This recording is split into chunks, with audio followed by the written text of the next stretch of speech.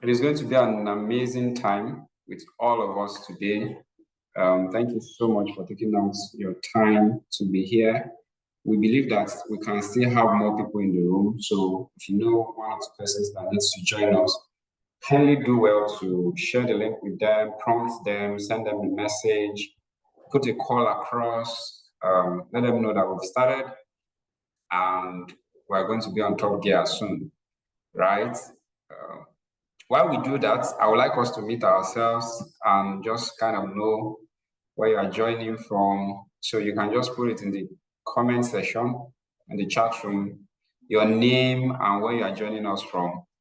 It would be nice if you can put your country, and if you are joining us in from Nigeria, you can put your state, the state that you are joining us from, and that way I will read it out as you are putting in. So who is going first? Where you are joining us from and the state. It will also be nice if you can put your name, if you can register your name, because I can see some people using, I think I saw H something, can't find it again. Okay, HP 1030. If you can use your name, we'll be grateful. Okay. That's one of our speakers, Mr. Moses. Oh, okay. Yeah. All right, amazing. Okay, thank you. Thank you. I can already see people sending in chat. Nsa Ama from Abuja, Nigeria. Thank you for joining us. Peace Dakoji from Abakaliki, Nigeria also. Thank you so much for joining us.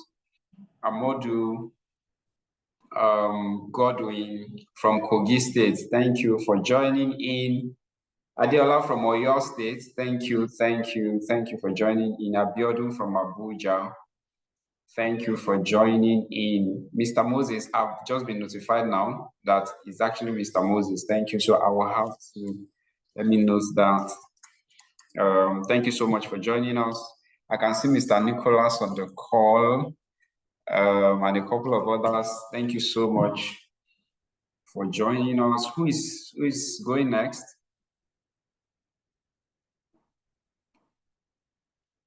Okay, who is going next? Who is joining us next? I have a lot of people on the call though. I can see Chimeze, I can see Chooks, I can see Praise. Okay. So we're actually currently doing introduction in case you are just joining us. Kindly tell us your name and where you are joining us from. If you are in Nigeria, you can put the state. If you are outside of Nigeria, the country is okay. So I'm still waiting for others. Also, don't forget to prompt the people that are supposed to join us, people that are supposed to be here, but are not here yet, okay? Yes, okay. Falake Olayori from Lagos, Nigeria. Thank you for joining us.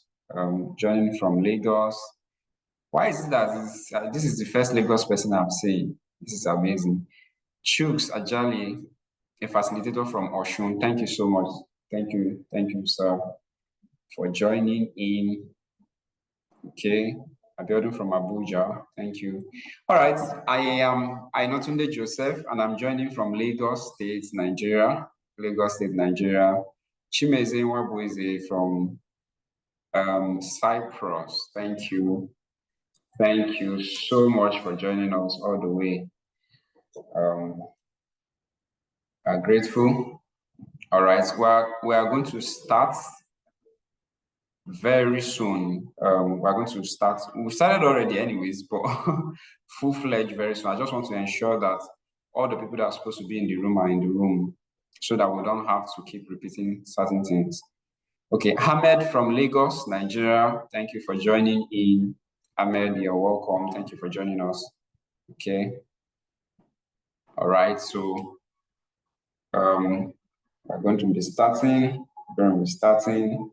Just a few more minutes and then we will start. If you are just joining us, I can see I think about 2 or 3 more persons have joined. We are currently doing introduction. Where you are joining us from. If you are joining us, if you are currently logging in Nigeria, please let us know the state, the particular state. And if it is not Nigeria, let us know the country. All right. Thank you. Yeah, someone just joined. We're now 21 in the room. I believe we can do more, right? Do we have capacity building network students here?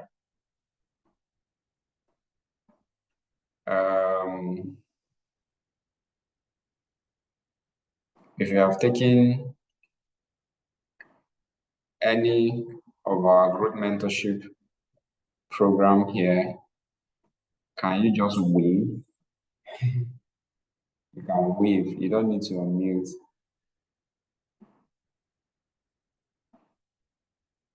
All right. I can see Amodu is waving. Thank you for that. Who else? Who else? Okay, someone has joined also.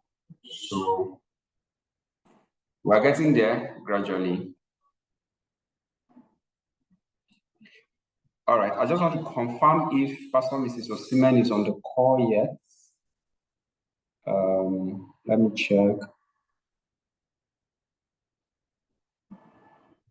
Okay.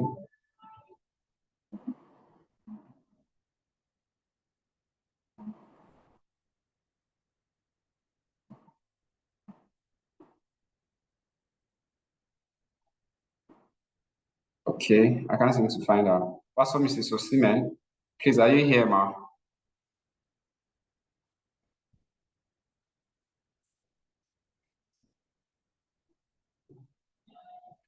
All right, I guess she's yet to join. I think Dorian just joined.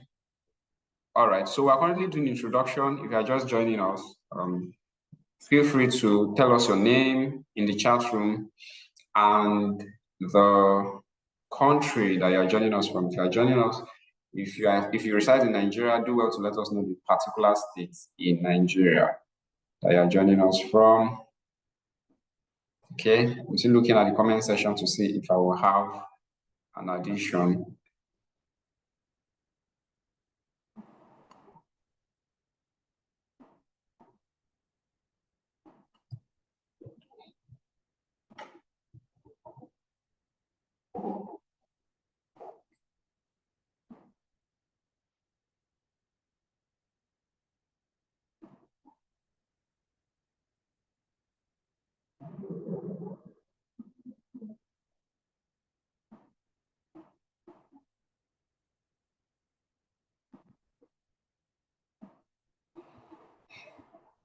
Okay, we have 2 additional persons joining us. Again, don't forget, please use the chat room to tell us your name and be kind enough to also let us know where you're joining us from. Okay.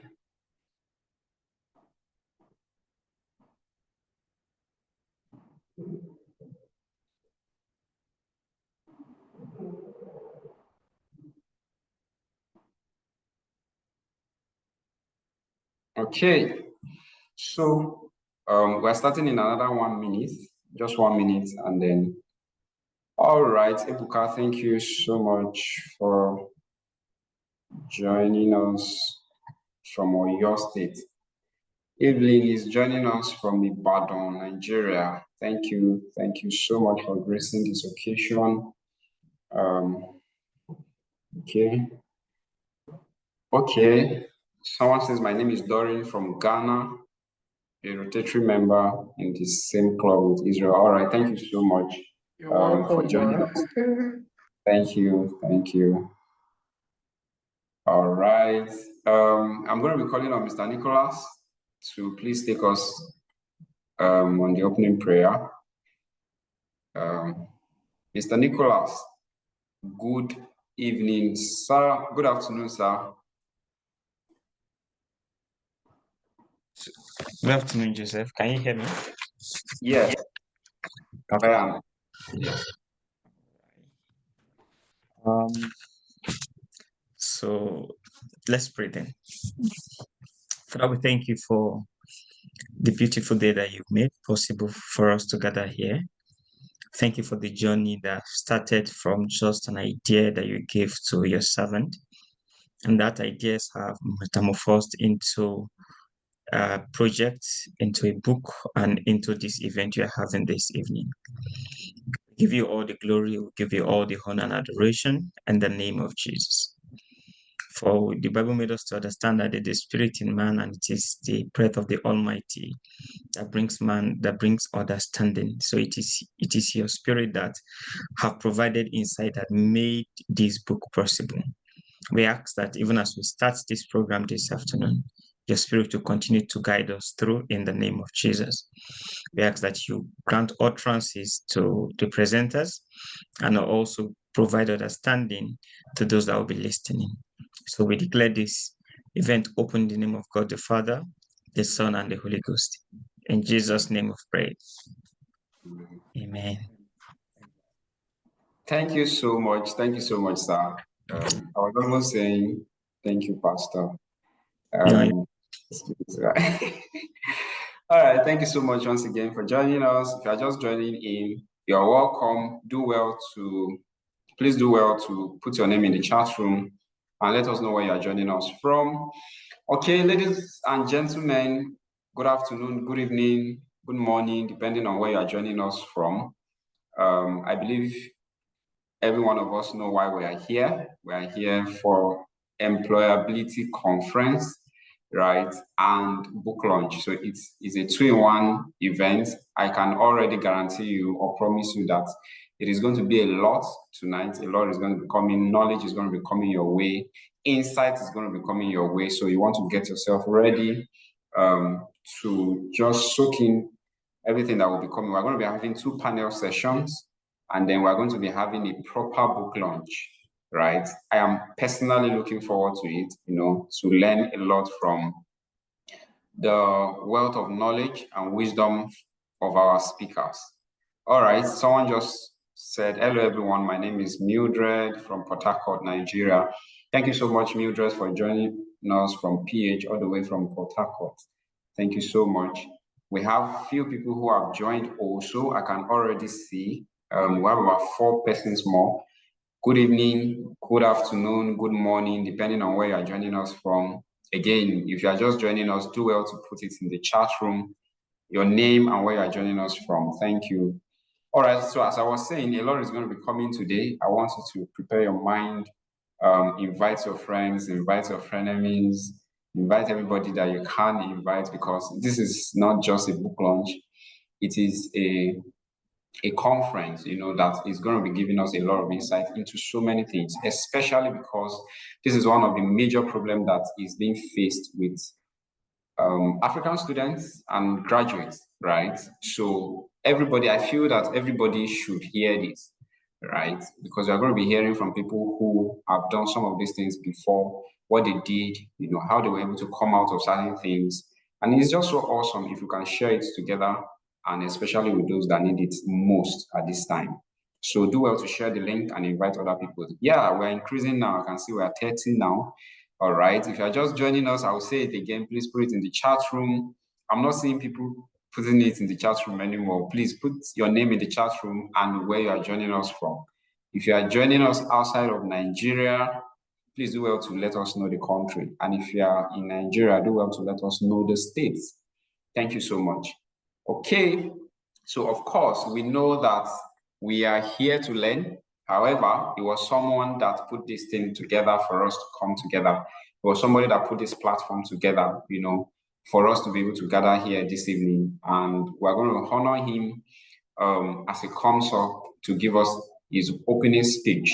Please, I would like us to respond as much as possible. I would like us to use our emojis as much as possible. So I'm going to be calling on Mr. Israel at this time to give us the opening speech. Please do well to give him handshake. No, not handshake now. Waving emojis, clapping emojis, love emojis as it comes up. Temitope, thank you for joining us. I can see your comments. all the way from Ibadan. Thank you so much. Yes. Keep it coming, guys. Thank you, Ajarat. Thank you. Keep it coming. Keep waving. Keep sending love. Keep sending, all of your well wish.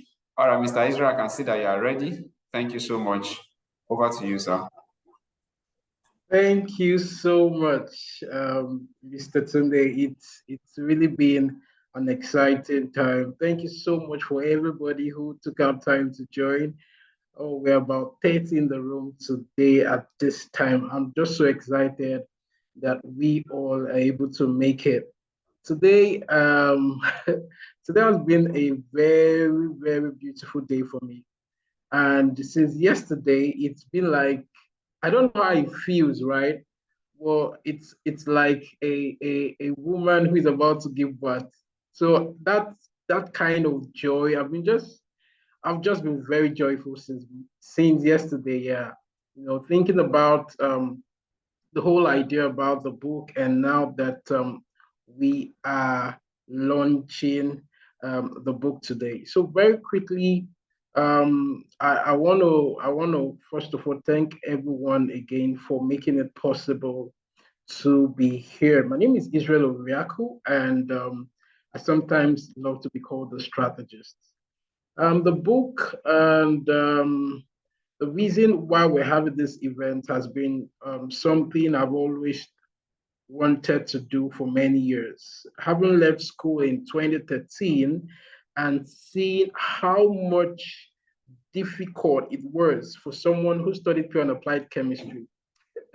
Okay, I studied pure and applied chemistry from a university called Ladoke Akintola University of Technology back then in Ogbomoso, Oyo State, Nigeria.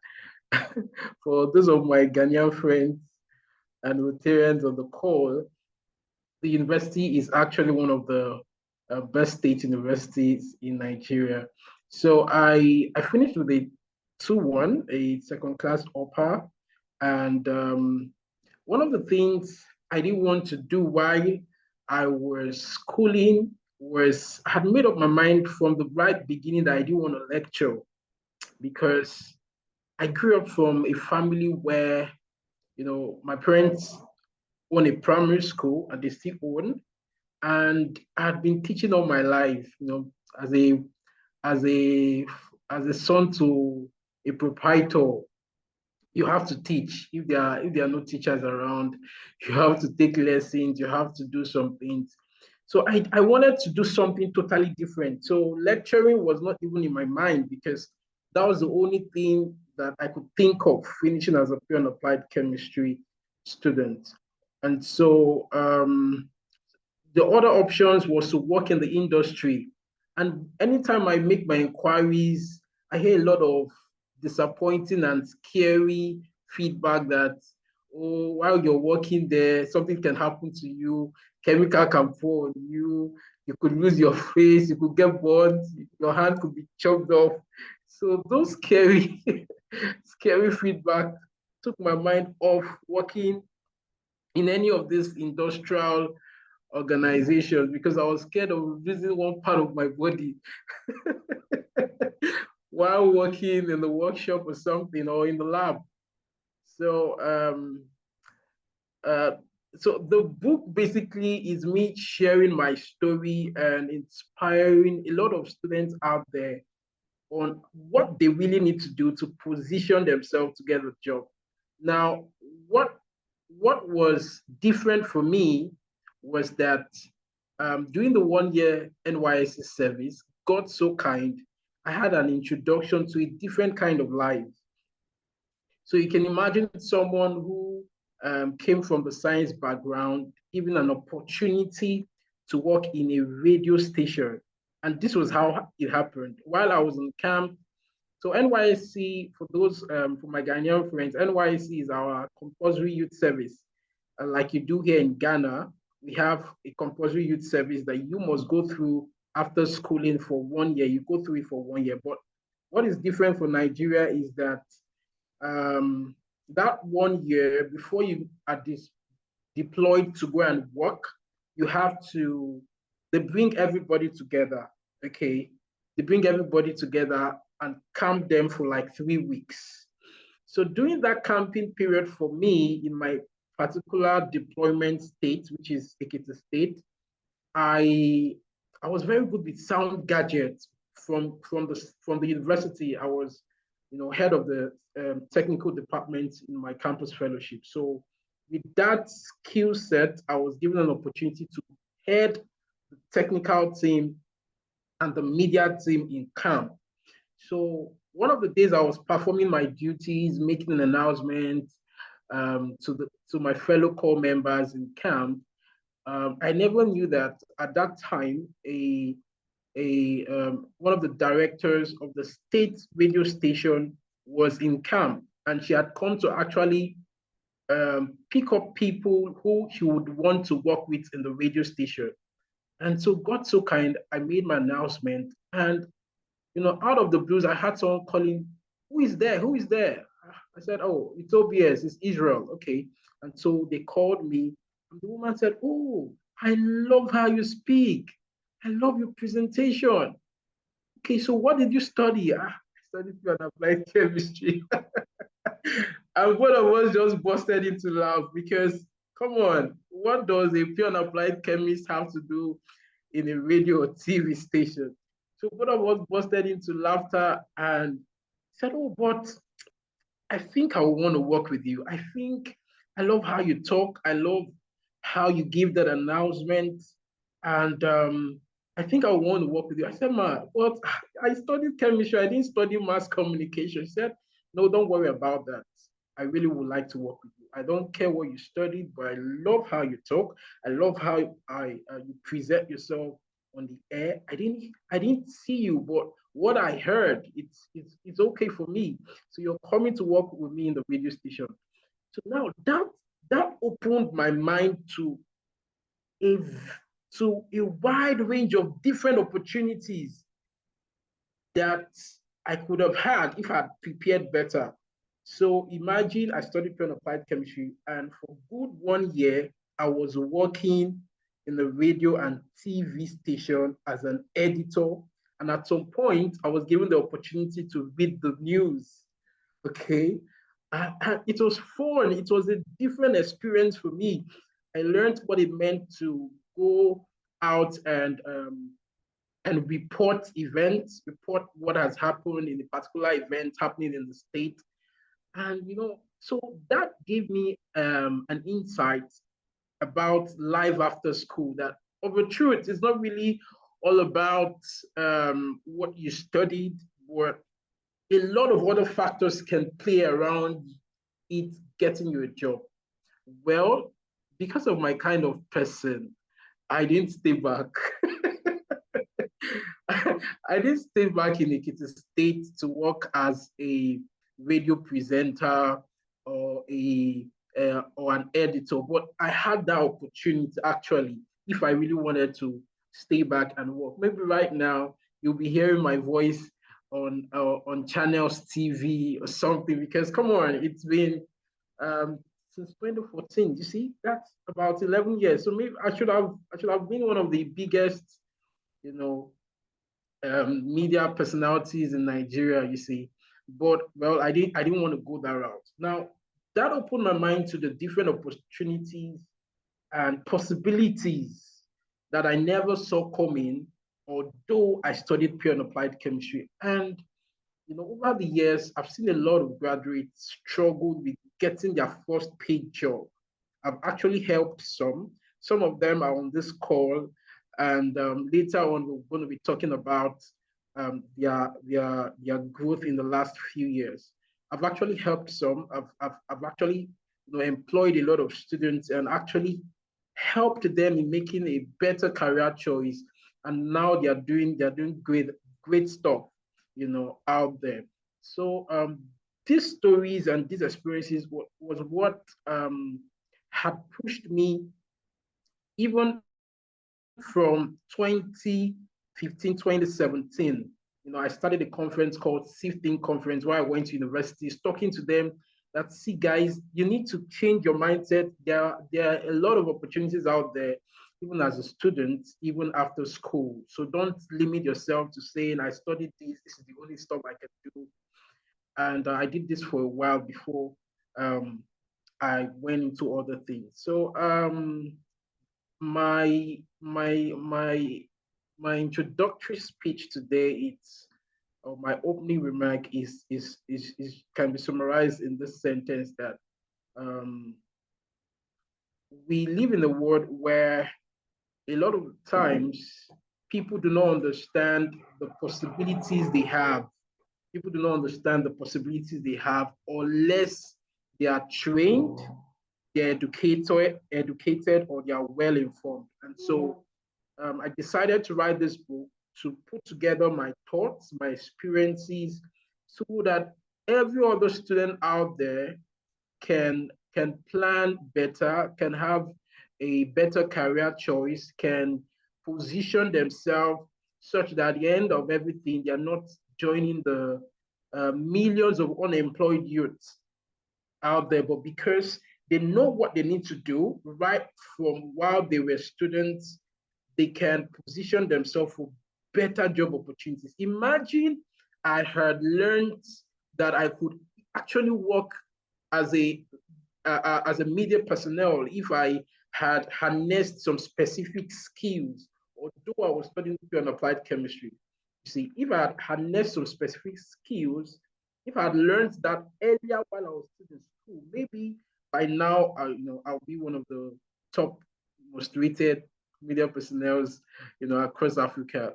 In my book, I shared a lot of stories. Time will not permit me to start talking about that now, but I know I will have the opportunity to do that later. So I want to thank everyone for making it possible today.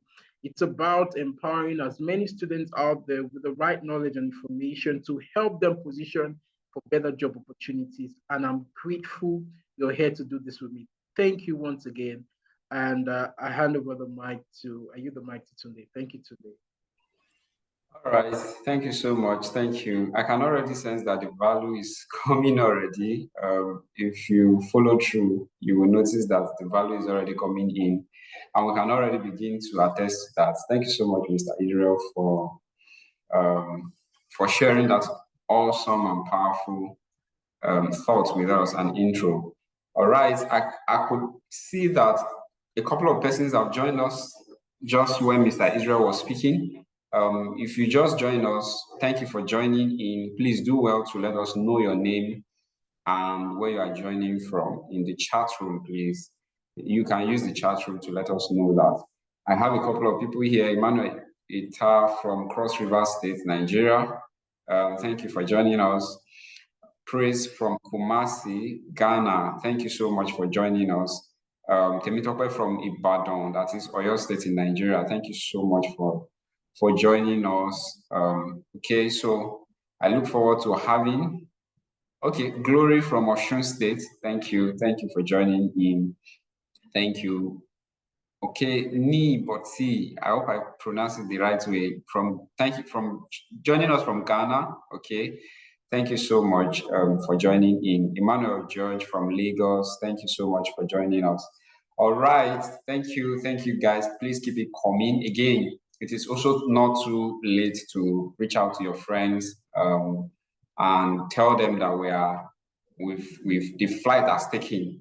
We are flying already. Let them join us. Let them invite their friends as well. You can send the link to them. Okay, Abubakar is joining us from Kano State in Nigeria. Thank you so much. One of the things I realized when I had the opportunity to review and edit the book that we are gathering here for today, and it's just such an awesome book. One of the questions I kept asking myself while I was reviewing the book was how I wish I have access to this kind of material. When I was in school, or probably when I was just leaving school, it would have been awesome. It would have been great. But unfortunately, I didn't have access to such an awesome material, right? And Mr. Israel did a fantastic job piecing everything together that every student needs to know, that a fresh graduate needs to know. Just so wonderful. Another beautiful thing about the book is it's so short. value-driven but concise, right? Just straight to the point. Very, very powerful book. I'm going to hide the other things that I'm going to say maybe for the later, so you keep listening. All right, we're going to be moving into the first panel session right about now, and I want you to fasten your seatbelt. We have a couple of panelists who have joined us. I can already see some of them. They are ready for us. And the goal of this panel session really is just to engage them, hear from them, learn from their experiences, understand their journey, where have they been, where are they now, where do they see themselves, in the coming years, and how can we glean from their wisdom, how can we draw from them. So if you're on this call and you are probably still a student or you're a fresh graduate, or really anybody can learn from anybody, I need you to just pay attention. This is not the time for distraction. You want to pay rapt attention at this point. All right, people are still joining us. Please do well to introduce yourself as you join. As I invite some of our panelists, let them take their seats in front, their virtual seats. So as I call their names, this is how it's going to go. As I call their names, please do well to send emojis just like we did initially. Send love emojis, send a shout out in the chat room, do a wave emoji, do a clap emoji, whatever works for you, right? But let's just let them know that you are loving up on them, okay? And as I call them, they will introduce themselves when we're about to start. The reason is I have their bio here, but if I'm to go into their bio, we might just take another extra time. So I want us to be good managers of time. So they're going to be introducing themselves as they come up. First on my list, I have Mr. Chimeze, in no particular order, please. I have Mr. Chimeze Mwabweze. Good evening, sir. Please kindly confirm you are in the room, even though I can see you already. Yes, I am. Thank you. Present here. Thank you. All right. Thank you so much for joining us. We are grateful. All right. The next is Mr. Ojo Ajogu. Mr. Ojo Ajogu. Is he in the room? Okay. Yeah. Okay. Yes, I am. All right. Thank you so much. Yes, I can hear you. Oh, okay. Yeah, I'm here. All right. Thank you so much for joining us for the panel session. All right. Okay, I think we should just do the introduction as we go so that we don't have to come back again, right? So, Mr. Chimeze, do you want to start? All right. Can we hear me? Absolutely, yes. Okay. Are there pointers you want me to ensure I include in my introduction, or I could freestyle it? Well, it's okay to freestyle. It's just that because we are conscious of time, I can already I'm looking at your bio here, and I'm like, if I should read this, it's a learning curve already. It's okay. So I think you should just say your name, what you do. It's okay. For the sake of time, I'll just introduce myself and where I'm tuned in from. All right. My name is Chimeze Mwabweze. I'm tuned in from Nicosia, North Cyprus. I think the most important introduction would be to say that I'm a friend of the family, of the house. This wouldn't be my first time with us, and it's always a pleasure to be here. I think that does it for now, if that's okay. Beautiful. Thank you so much, sir. All right, Mr. Ojo, over to you. Yeah, can you hear me? Yes, I can. Yeah, so like you said, my name is Ojo Ajogu. I don't think I have a bio with you, right? Where? Okay, yes, so maybe quickly. Okay, quickly. I have a BSc in biochemistry, an MPhil in molecular and cell biology, and a PhD in biochemistry. And currently a postdoc. Amazing. Thank you so much. Thank you for joining. Okay. All right. So do we have Omata David in the room? All right. I'm trying to check for him. I doubt if he's in the room. Okay. So I'll just move on. Mr. Ogunlaye Victor is in the room.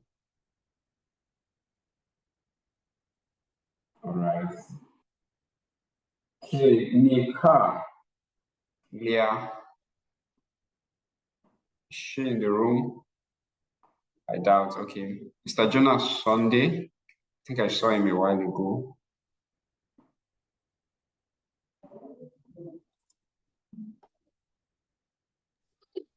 Yeah, good afternoon. Good afternoon. Yes, am I clear? Yes, you are. You are. All right, thank you. Sorry, allow me to use just No, sir, we can hear you. the audio. Okay, so Jonas Sunday, I studied statistics, but I think I was going to talk about that later. Somehow I'm out of there. So writer, researcher, and a pastor. I think that should do. Thank you. Yes, thank you so much. Thank you for that brief introduction. Is Mr. Gbenga Oni on the call? Mr. Gbenga Oni. Please, let's keep sending our love emojis, our clapping emojis, just to log up on them, please. Mr. Gbenga Oni, are you in the room? I guess not. Oh, okay, okay. Okay. Yeah, my name is Benga Izikoni. I think I'll just give you a summary. In terms of my educational qualification, I've just completed my work on organizational leadership in PhD program at Columbia International. I'm also a development worker with varied experience across the world, almost all the continent of the world. I've worked there, and I'm also a friend of the house, so it's a pleasure being here. I've been here severally to maybe right from the beginning with. Yeah, thank you so Nick. much, sir. Nick himself. Thank you so much. Thank you for joining us. All right. Next on my list is Mr. Samuel Alidu. Mr. Samuel Alidu, good evening, sir. Can you hear me? Are you in the room? I doubt. Okay, it's not yet. Yeah, it's not yet. Mr. Chup Ajayi. Hello, Mr. Chups. Can you hear me? I can hear you loud and clear. Good evening. All right, absolutely. Thank you. Please go ahead and tell us your name and just a brief bio about yourself. Sir, I've written and authored 3 books. I run a sales agency. I studied psychology anyway, but today I am purely and fully into business. I also work in the energy sector. Thank you. Amazing. Thank you so much. Thank you for that. Thank you. Next on my list is Mr. Great Owete. Mr. Great, good evening. Are you in the room? Hi, good evening. I am in the room. Great Owete is my name. It's good to be here. I am a talent and leadership development consultant. I head the recruitment and youth engagement team at Allen and Grant, which is an HR consulting firm based in Lagos. I think that's it for now. Thank you. Thank you so much. Thank you for that brief and powerful introduction. All right. Next on my list is Mrs. Esther Alifa. Good evening, Mrs. Esther. Can you hear me? Are you in the room? Hello, good evening, everyone. Good evening. Yeah, my name is Esther Alifa. I'm currently joining from the UK. I study statistics and I'm into business and data analytics. I'm also on the side entrepreneur. I bake cake and that's all for now. Powerful. Thank you so much for joining us. Thank you. All right. So next on my list is Mr. Moses Adetunji. Good evening, Mr. Moses. Can you hear me? Yes, I can hear you. Good evening, everyone. And it's an honor to be here. My name is Moses. I am a L&D specialist. And I think as the session goes on, we'll be sharing more of our experiences. Thank you once again. All right. Thank you so much, sir. Thank you. Okay, we have Mr. Emmanuel. Olayiwola. Sorry. Olayiwola, yeah, that's what Olayiwola. we tried, yeah. So yeah, my name is Emmanuel Olayiwola. I'm an IT professional based in SATCOM, satellite communication, aviation, and telecoms. It's nice to be here. Thank you so much. Thank you for that. Thank you for that brief introduction. All right, so I'm going to be calling on Mr. Ebuka Ilo. Good evening, sir. Can you hear me? Yes, I can hear you. Good evening, everyone. Good evening. I'm Ebuka Ilo. I'm a security engineer with specialty in applications and data science. By the side, talking about productive education. So I run a special enterprise called Edge ID, and all we said we spread the crusade of education across Africa. Thank you. All right. Thank you so much. Your voice was a bit muffled. I don't know, maybe it's because you're in the car. But thank you so much. I heard some of the things you said. Thank you so much. All right, guys. I present to you our panelists for tonight. It's going to be a great ride, and we're just going to jump into the conversation right now. Okay, if you have questions, you can send it to the chat room ahead. I have Mildred in the room. She's going to help me collate the questions and then draw my attention to them. I hope that is okay for us. Okay, once again, panelists, thank you so much for joining us and welcome. I'm going to be jumping in right away, asking you a few questions. Top of my head, I've been asking myself, how am I really going to do this? Because we have a lot of panelists, am I going to be throwing the questions to everybody, one after the other? I exactly don't have a formula yet, but I believe that there are unique stories that will speak to each of the questions, right? And once we see such questions or stories, we can do well to just share. All right. I'm going to be asking the very first question here. It says, can you share your own story of how you landed your very first paid job? I believe everybody here, on the panelists, we've all heard from them what they do, where they are currently. And I believe that you have a unique story, right? Or at least a story, even if it's not unique, but I believe it is unique. You have a story of how you landed your first paid job. What was the experience like for you? What made the difference for you? How were you able to come up with that? How were you able to seize that opportunity?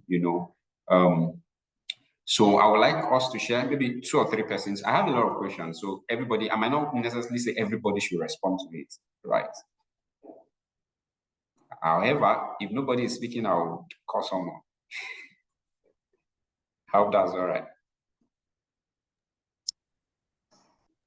The Can question I go was, for okay. All right. Can you hear me? Yes, I can hear you. All right. I'll try to make this as summarized as I can. For me, the answer to that actually points to quite a number of things that I think will be universal across board, but a lot of people who leave school often overlook that. My first paid job came first from a place of growth and learning. I enrolled for a mentorship under someone I really wanted to learn from and grow under.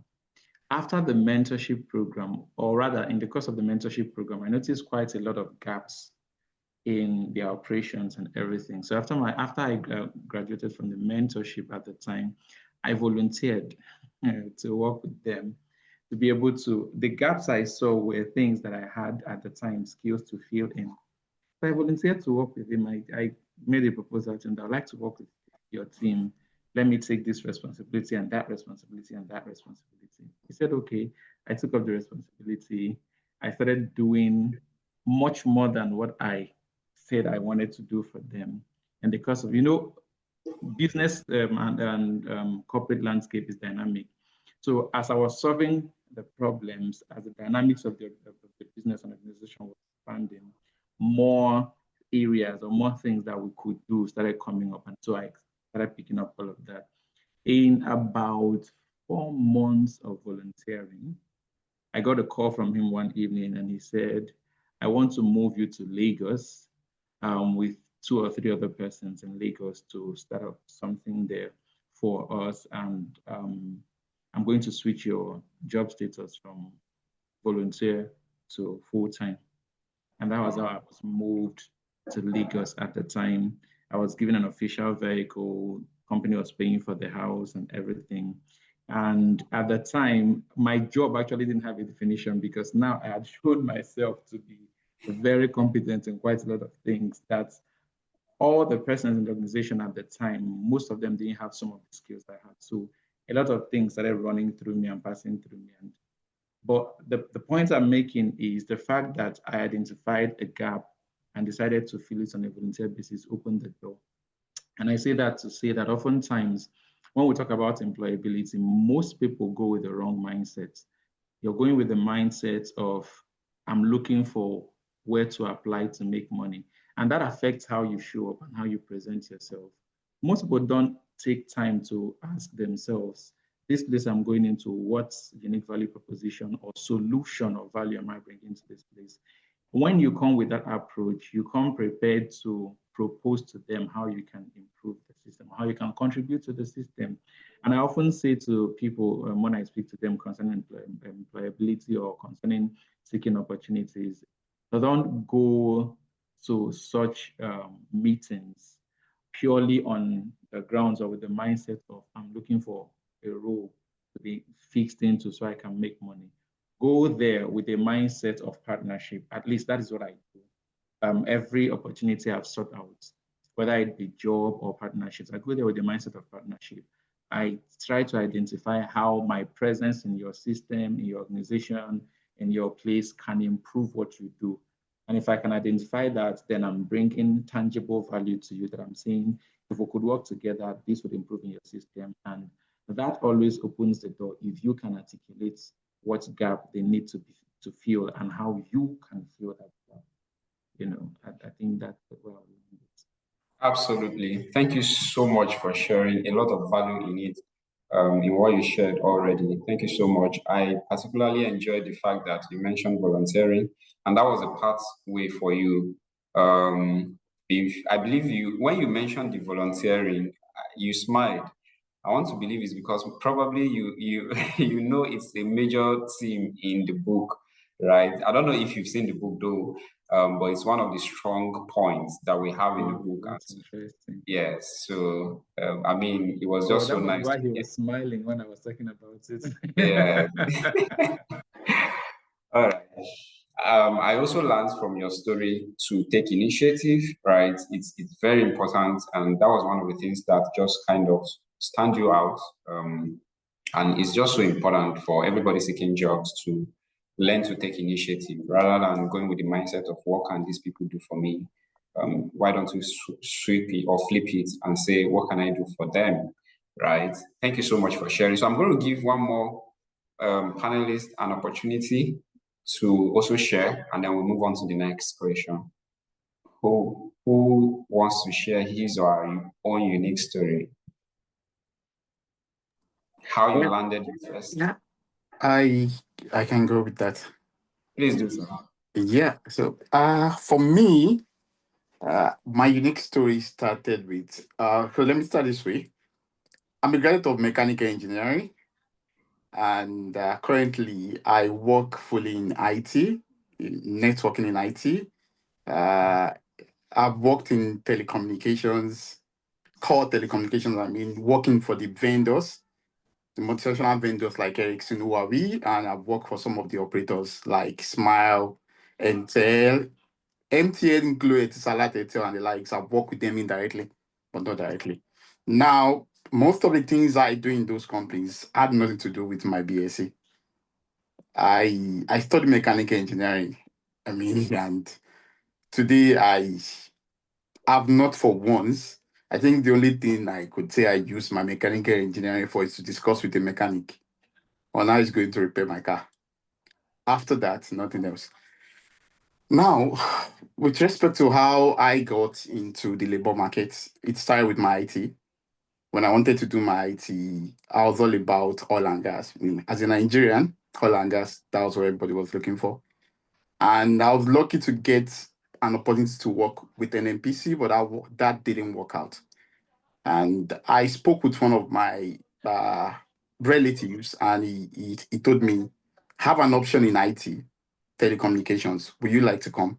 I was like, what will I be doing there? He said, well, it's something computer science. I was like, but I'm doing IT for mechanical engineering. He said, why not give it a shot? So what I'm trying to say here is my first breakthrough came in a direction that has nothing to do with what I'm studying at a time when my CWS, my IT, would give me, it's very important for my grade in school. So the first question for me was, how would my lecturers feel about it? Would they be comfortable with me doing something else? Instead of me going to maybe an automobile garage or going to, an industrial company where machineries are, I went into IT. I went into telecoms. And when I got to the telecoms, I had nothing to do with the electrical part or the generator part. I was majorly into selection of locations where they would install new towers, mast. Well, the reality is, looking back at all those times made me who I am today. I made some of my best friends there.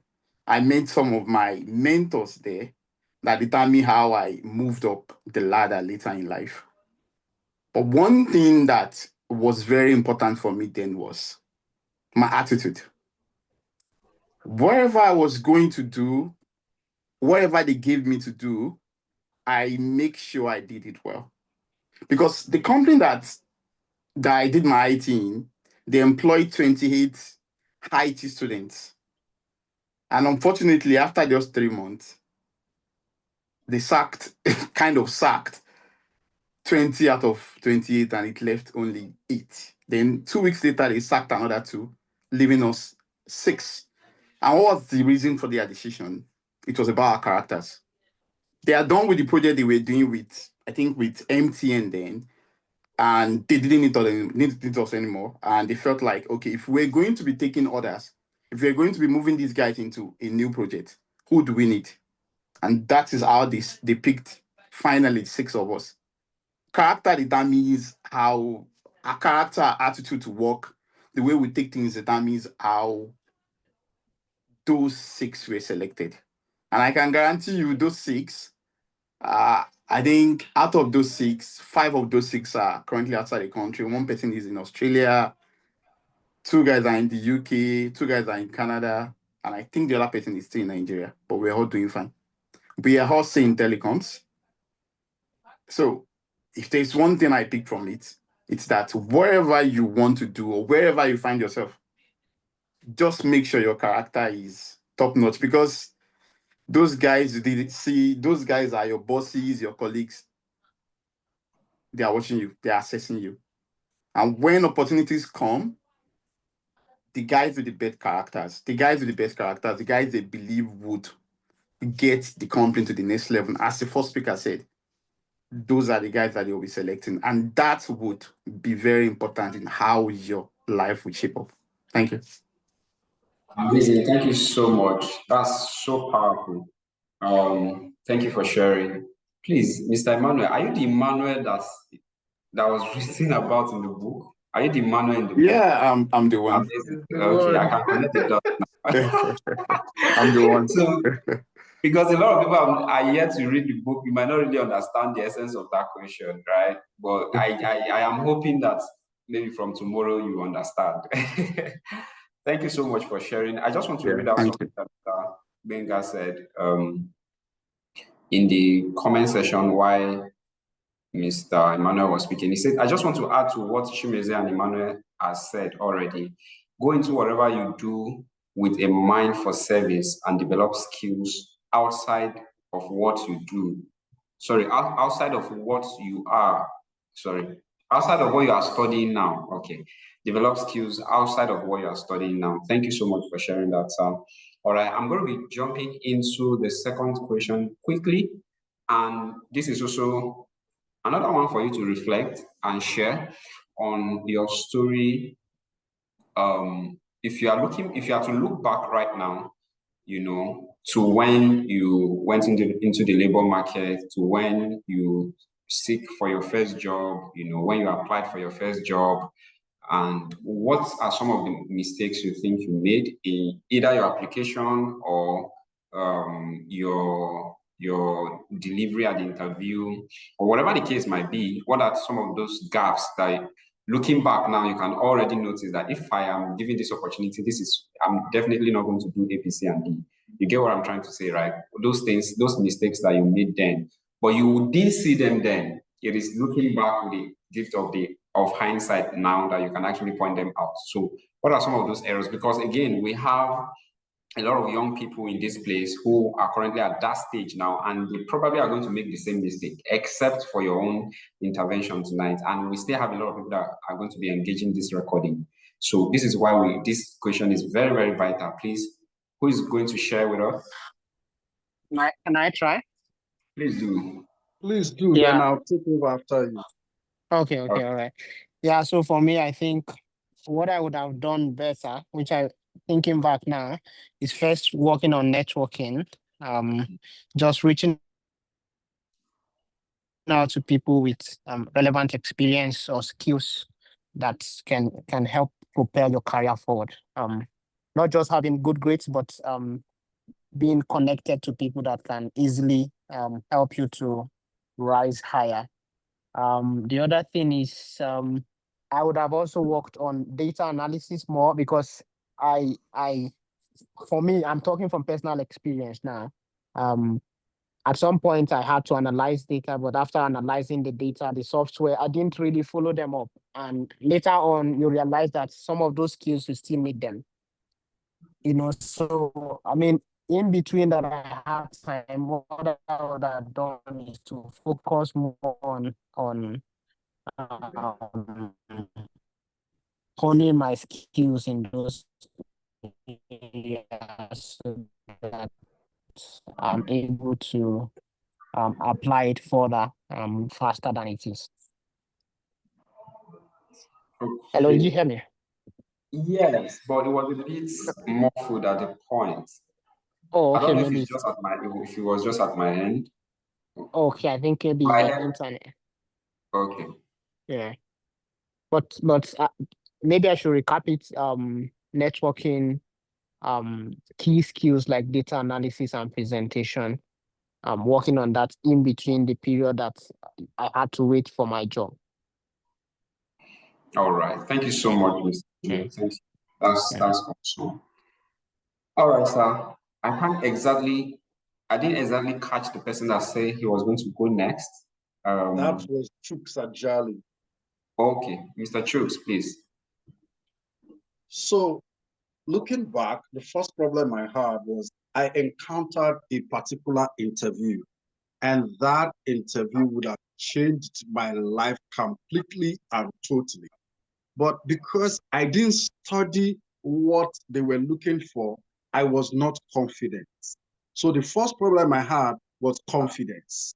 It pained me so much that I didn't have the confidence I needed, not because I'm not a confident person, but because I felt I didn't study this in school. So if they ask me, what will I say?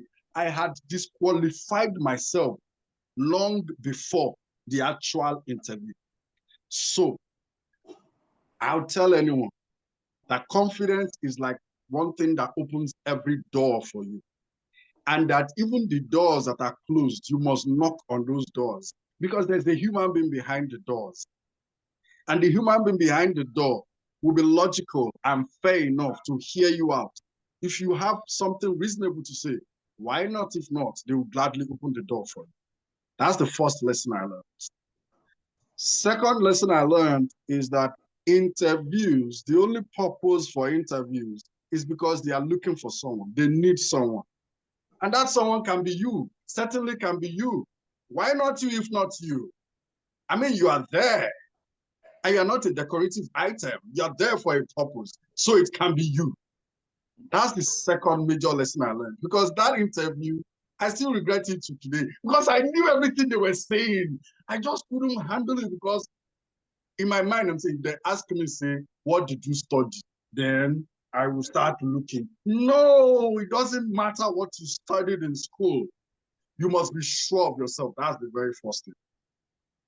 Second thing is the only purpose for the interview is because they want to pick you. Let me let you with only these 2 points for now, but hold them very dear to you. In that interview, it's very important. One key thing I did in the first interview that landed me to the company I worked is called the British American Tobacco. The first thing I did was when I entered the hall, there were about 5 of them, and they called their names and their positions for me. So immediately, I was able to cram the name of 2 of them, and then I was able to write down the name of the 3 others that I could not cram on my head. So when one of them spoke to me, I will address them by their names and their positions. Sometimes it used to shock them, like, do you know me before? No, but you introduced yourself to me. I mean, if you know my name, why shouldn't I know your name? I went to that British American interview with a lot of confidence because I had known it's not about what you read. And they gave me the job. But if you ask me the secret, I'll tell you confidence first. In fact, what you know is not as important as what you carry within you. So confidence is key. Confidence is very important. Thank you. Thank you so much, sir. Amazing. Thank you so much for sharing your experience. Kind of funny, but very instructive. Thank you. I was about to call Mr. Moses to give us his own input, but I think he sent a chat. All right. So I will just read it out and then we'll move on. Go ahead, you can read it, or do you want me to share it live? Okay, please do. Go ahead, sir. All right. So with the power of hindsight, I think for me, identifying and picking a coach or a mentor is something I would do if I had to do this all over again. I could remember the years 2000 to 2005, 2006. I was just practically on my own, planning my life with the little knowledge that I had at my disposal then. Though I made some very good choices, but I could imagine if I had someone holding me all through, I would have actually been better than where I find myself today. So for those who are graduating, for those who've just graduated, I think once you have settled within yourself the industry or the career path that you want to navigate, you want to take, one of the things you should do quite early is getting a coach or a mentor. This individual, apart from being your coach or a mentor, will also be your champion. Could be someone that could open doors for you, and give you, quick tips that could actually help you to accelerate faster along the career ladder. So I think that's something that I want to leave with our audience. Yep. Oh, thank you so much, sir. Thank you for that. All right, so we're going to be going into the next question now, but I noticed that we've not heard any female voice. So Mrs. Esther Alifa, I'm coming for you right now. Mr. Ibuka, this question is for you. Of course, every other person can share. What was your biggest challenge when you were seeking for your first paid role? What was the biggest challenge that you faced, and how did you overcome it?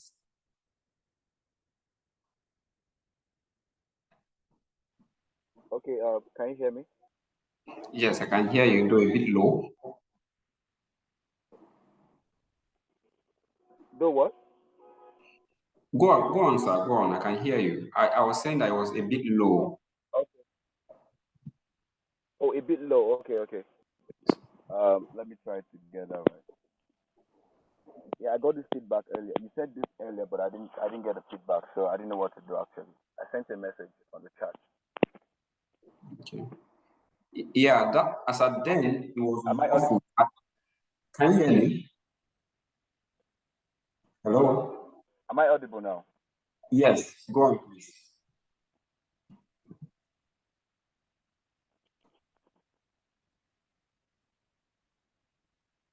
Please go on, sir. Okay. Would you reiterate the question, sir? Would you repeat the Okay. question? The question was, what was the biggest challenge you faced in securing your first paid role, right? And how were you able to overcome it? Okay, so my first paid role, I'll say the challenge came I got the role, and so everything spiraled into a paid opportunity.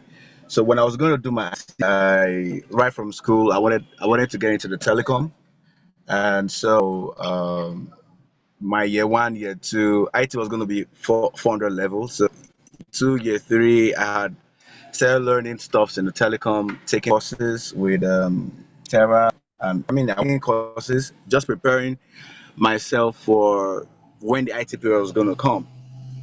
So when the IT period came, I had applied to the company where I wanted to have my IT done, but they threw my application out of the door. They're like, "Oh, we've been having IT people coming, but they don't bring a lot of value. So we stopped taking IT personnel. So for that reason, they were going to take me. But I made up my mind. So what I did was I kept knocking the door. So I moved from one person in that company to the other person. I looked for them on LinkedIn. I did everything I could do. And eventually I got the role. I got the IT placement there, and that was the beginning of my journey. That IT placement got me into a project. So when I was going to end my IT assessment, it didn't really end because I had started a project that I was heading as an IT personnel there. So I had to shuttle between school and Lagos then. So that was how I got my first pay. So on graduation, I got a job. On graduation, I didn't have to go home.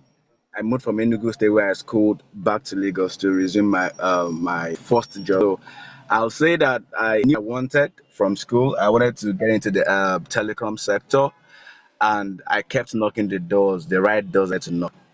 It was hard. I was not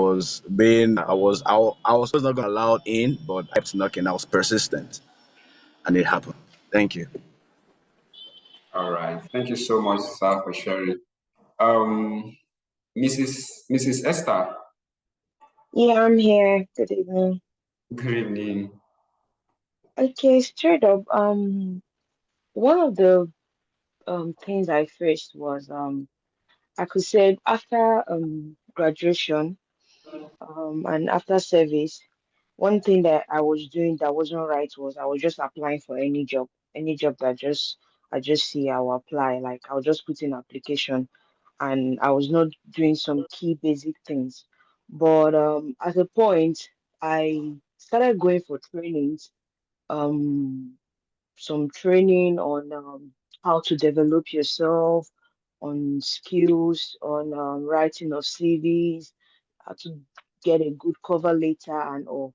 And when I exposed myself to that training, got those connections that I needed to build myself, and then I put in an application. And when I put in the application, I landed my first job, did the interview, did a follow up, and then I landed my first job working in the bank.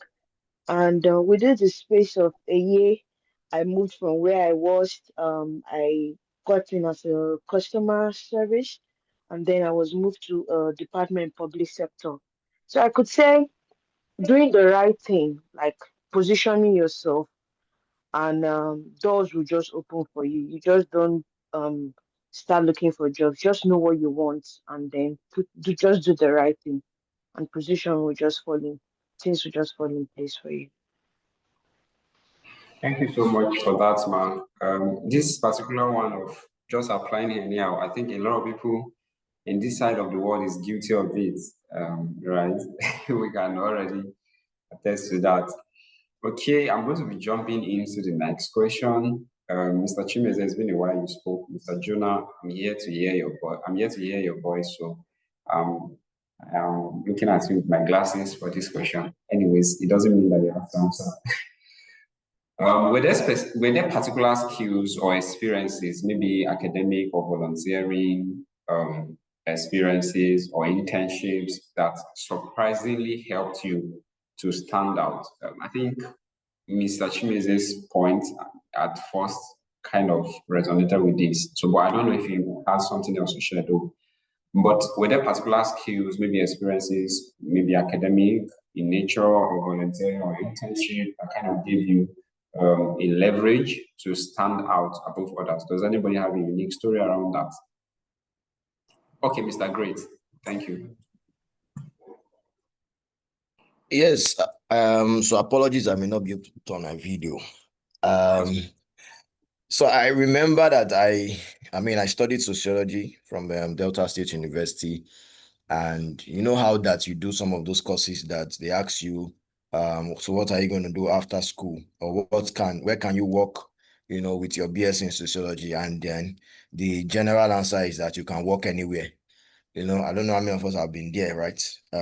So I was part of those people who didn't know what I was going to do.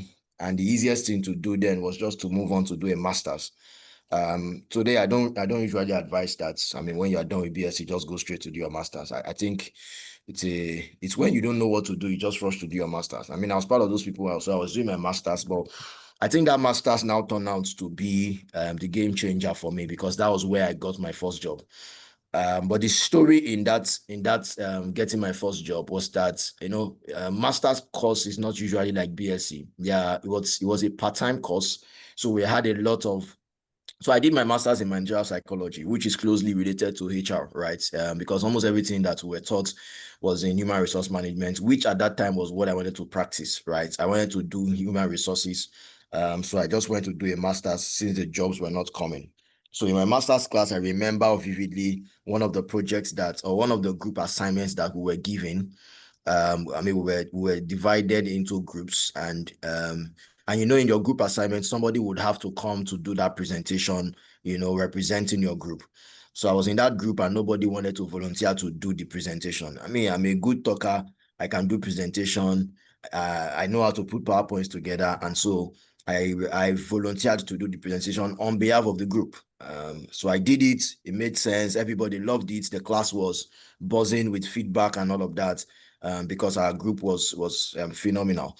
At the end of my presentation, someone walked up to me and just to shake me to say, oh, that was a nice presentation. I've never seen someone speak that boldly, confidently, and with a lot of case studies. It was on leadership. And the person now introduced himself as the head of recruitment at Unity Bank at that time, asking me, oh, so what do you do? Are you into trainings? I said, no, I'm looking for a job. Actually, I want to work in HR.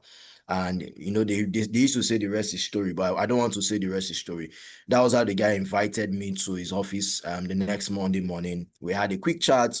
A few days after, I was working in Unity Bank HR department head office, right? So for me, I felt like that old experience, doing a master's, volunteering. Someone mentioned that earlier, volunteering to lead a team, to lead a project, to present something, just put yourself out there. The opportunities just find you. And if you do it well, somebody just speaks an interest in you, and then it works, right?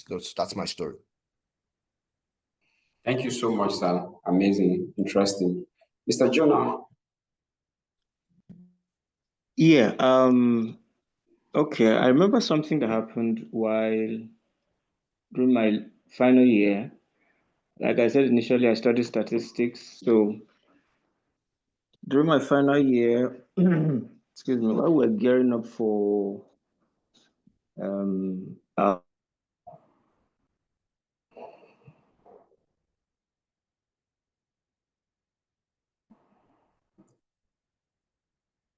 Sorry, I can't seem to hear you again.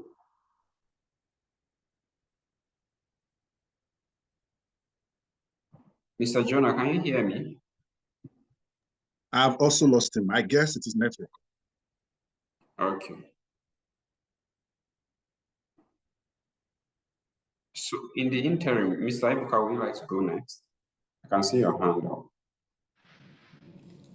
Yeah, okay. If I heard you rightly in your last question, you were asking for specific skills that were like a game changer. Is that correct? Yes. Yes.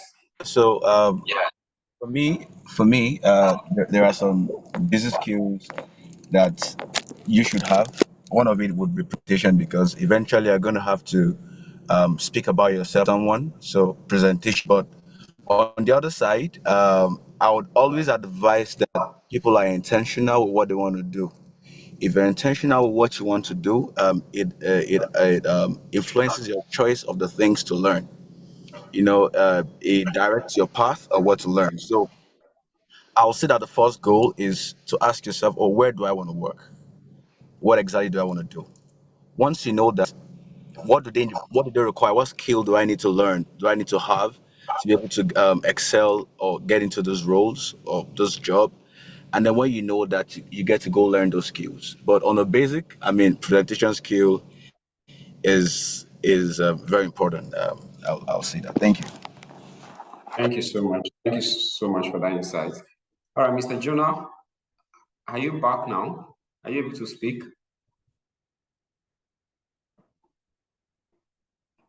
Okay, I guess it's still trying to fix. So this I have an interesting question here.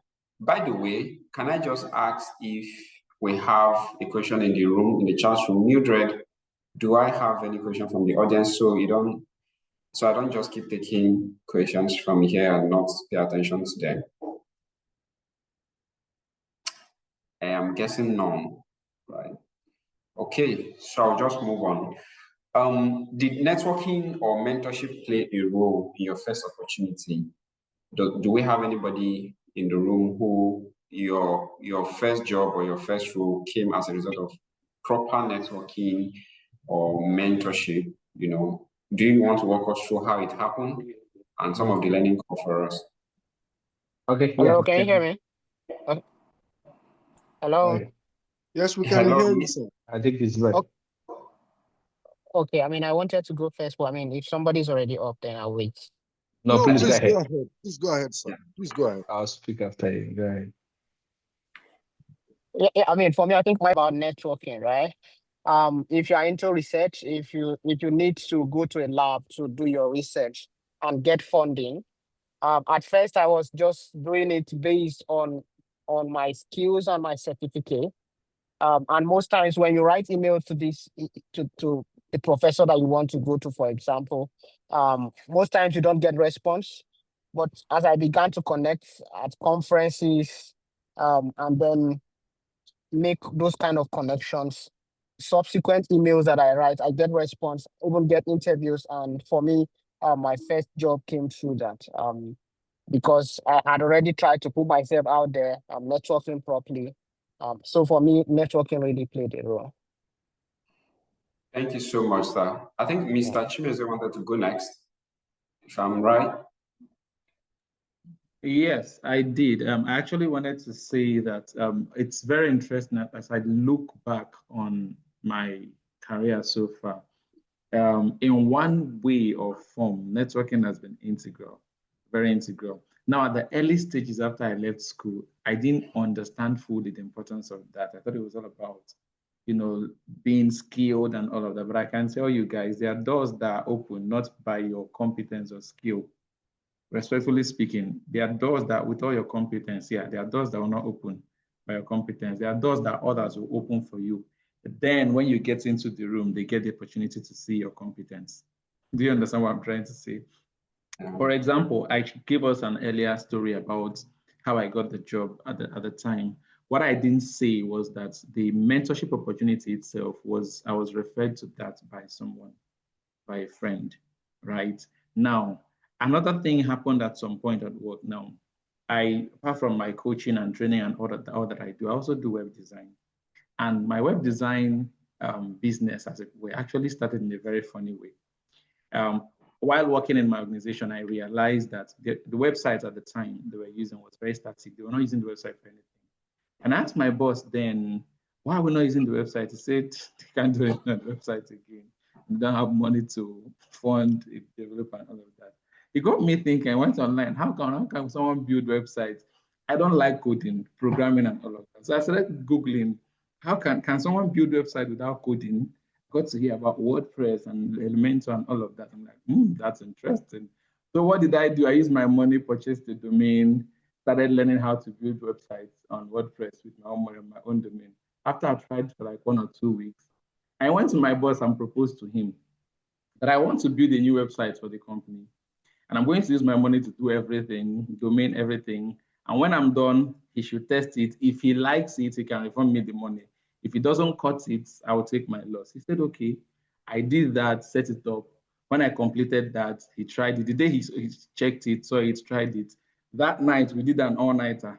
Fixed every other thing he wanted us to add on the website, launched it the next day. He paid me the money and paid me a thank you fee and all of that. I said all of that to say that on the grounds of that, less than 3 months later, he recommended a very high-level client, friend of his, who was looking to build a website at the time to me. That was actually officially my first client. He came through that referral from my boss. And till date, that person, my first client, till date has brought me about 3 or 4 different clients between then and now from her. So on that side, referrals and connection networks, right, have helped me get those jobs. But even in my own space, I've had opportunities to grace platforms that it wasn't because I applied to them or because I even knew about them, but it was because people in my space who knew what I do would see those and say, I think you'll be a good fit for this.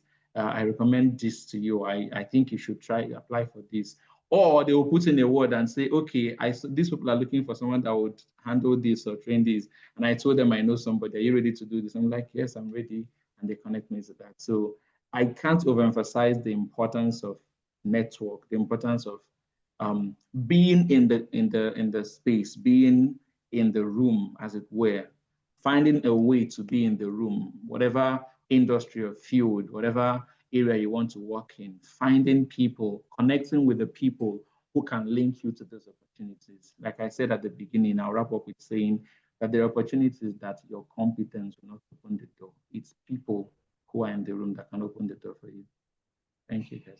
Absolutely. Thank you. Thank you so much, sir. I can see Mr. Gbenga's hand up, and then afterwards, Mr. Ebuka.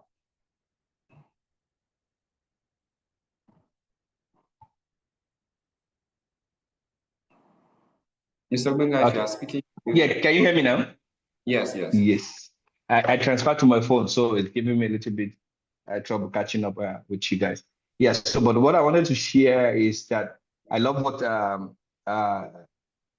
Chimeze was saying, but I also want to, Pablo, I know people talk about network. Network is great, but you need to have that skills and that competence for your network to work, because nobody would recommend somebody that don't have the skills or the network to work. So I've worked in different places. I work with government of countries, and I agree with you. I don't like calling it network. I call it a little bit, so maybe I should not go to the semantic, maybe a connection, connecting to the right people that know your value system, people that can speak on your behalf when you're not there. And when Tunde talked about unique story, I know that if we start talking story, we're not going to leave here today. And so that's why I didn't put up my hand or talk of anything, because a lot of the job that I've done, I've never applied. I've never sent in one application in my life. And so it's people that have given me the job. So I've done a job that is 4-stage interview with the US government. I didn't do it until one day when they decided they were checking. Wait, HR was going through documents. So wait, how did Benga get into this place and all of that? People said, wait, this person referred him from this job, this consulting job. And I said, okay, he's done all of those security check and all of that. So we can use whatever file he has before and cover it and just put it inside. Why? I did something for somebody. Somebody said, oh, you're needing somebody. This guy can do it. And so, but that person cannot make that recommendation if it knows that I'm not competent enough to do it. So you need to position yourself, but first by training and investing in yourself, by getting to know what you do. You do it well, and you don't do it again most times, because I know what a lot of young people do now. There's people saying use network as a opportunity to disturb people. Just go to different events, you give them cards, you keep disturbing them, bombarding them with email. That is pestering. That is not networking. People begin to see that you pester, you up. That's because everything the rest of them say, I mean, I'm taking it and listening because I work with a lot of young people. I'm learning from people to take information also back to them. Is that you need to position yourself in a place that you have also a solution solver. I love what Chibeze said. It's practical. You did a website, not because your boss wanted it at that point, but he saw it and took you. So you must offer things to people. What can you offer? What can you bring to the table? I also wanted to add this to it in terms of talking about your purpose in life. I think it's Ebuka that said that. He didn't really mention it in that, but I think it's the foundation to everything. What are you here for? What is your call? What is your goal? Why, if you don't know your purpose, you keep jumping from job to job. And like Madam Esther said, you keep applying and applying. And today, it's not just here. I have friends in the US that send 1,000 applications out. And over there in the US or in the UK or Europe, it's even more difficult because every application must be tailored to the application, to the job you're doing. You know, here, people in Nigeria send one CV for every job, but there, nobody will even respond to you. So I have friends that have sent thousands and thousands of applications, but if you know what you want, you don't send the application to everything. We're not saying that every time it's going to open door like that. The place of God, in the factor of God in everything, His favor and His mercy. Good. So I just wanted to add, please have purpose, know what you're doing. I know that then I want to talk about finally so I can leave others to share. Maybe the other question I might come back to. The place of confidence. I want to draw a team line. Yes, it's great to have confidence. Like for me too, one of the things that I think I would have learned more is to know how to praise myself in the early days. The question that you asked today, don't undersell yourself when you go to interview. Don't be too conservative, but also don't be too liberal in terms of that you praise yourself more than what you can do. The first month, they will give you the job that will kill you and you will run away. So try to be proud of yourself. Don't be too, say, praise yourself a little, but find a way to also be not arrogant. Yes, I'm going to use the term. So people, I've seen a lot of young people. Somebody went to an interview and they were trying to help him. Just a couple of weeks ago, he was trying to correct the people that were trying to interview him. He was trying to tell them, no, this is this, because he has a motivational speaker told him here, aspire to aspire, and it's not trying to aspire, and it's not trying to fight the people that were interviewing him. They fired him, he didn't get the job. And at the end, somebody else loved him and said, can I tell you something before you leave? Can you show a little bit of humility? So come with this humility. No matter what you think you know, come with humility to all of this places. And for me, those are the things that have helped me in life. But also, when you have opportunity, don't mess it up. If people recommend you, trust me, I put my head out for people before and I regret it. And now I'm always very cautious to do that. And I'm serious. This is like a top-notch something that I would have asked a lot of information. Somebody gave me like a good get out of jail card. And I thought I knew that person. I wanted to help them. And I gave them the opportunity and they just messed it up. And so up to now, 3 years, I've been trying to just even amend that relationship with the person, not even wanting anything from that person that gave me the opportunity. I've not been able to do that. And sometimes there are people, because what that person have done is that it has cost me opportunity to be able to help other people again. And I don't know what would have happened with that relationship. I don't want to share details a lot about it, but it's something that if you hear it yourself, you'll feel bad because it's something that would have opened doors in bigger and higher places globally. But the point is that when people put their head and their neck out for you, do you have the character? And I love what Emmanuel talked about the other time. Do you have the character and all of that to do that? So that's what I would like to just stop now. If not, I'll just keep talking and talking. Let me hand it back to Israel. I want to say. All right. Thank you for sharing, sir. Thank you so much. A lot of value already. Mr. Ebuka, quickly, I'd like to hear from you. Your hand is up.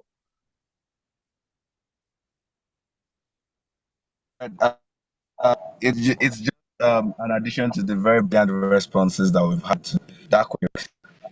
So aside after IT and now it's part of the job, I'm not sure I've had to build my first CV maybe 2023 because the particular opportunity I was chasing.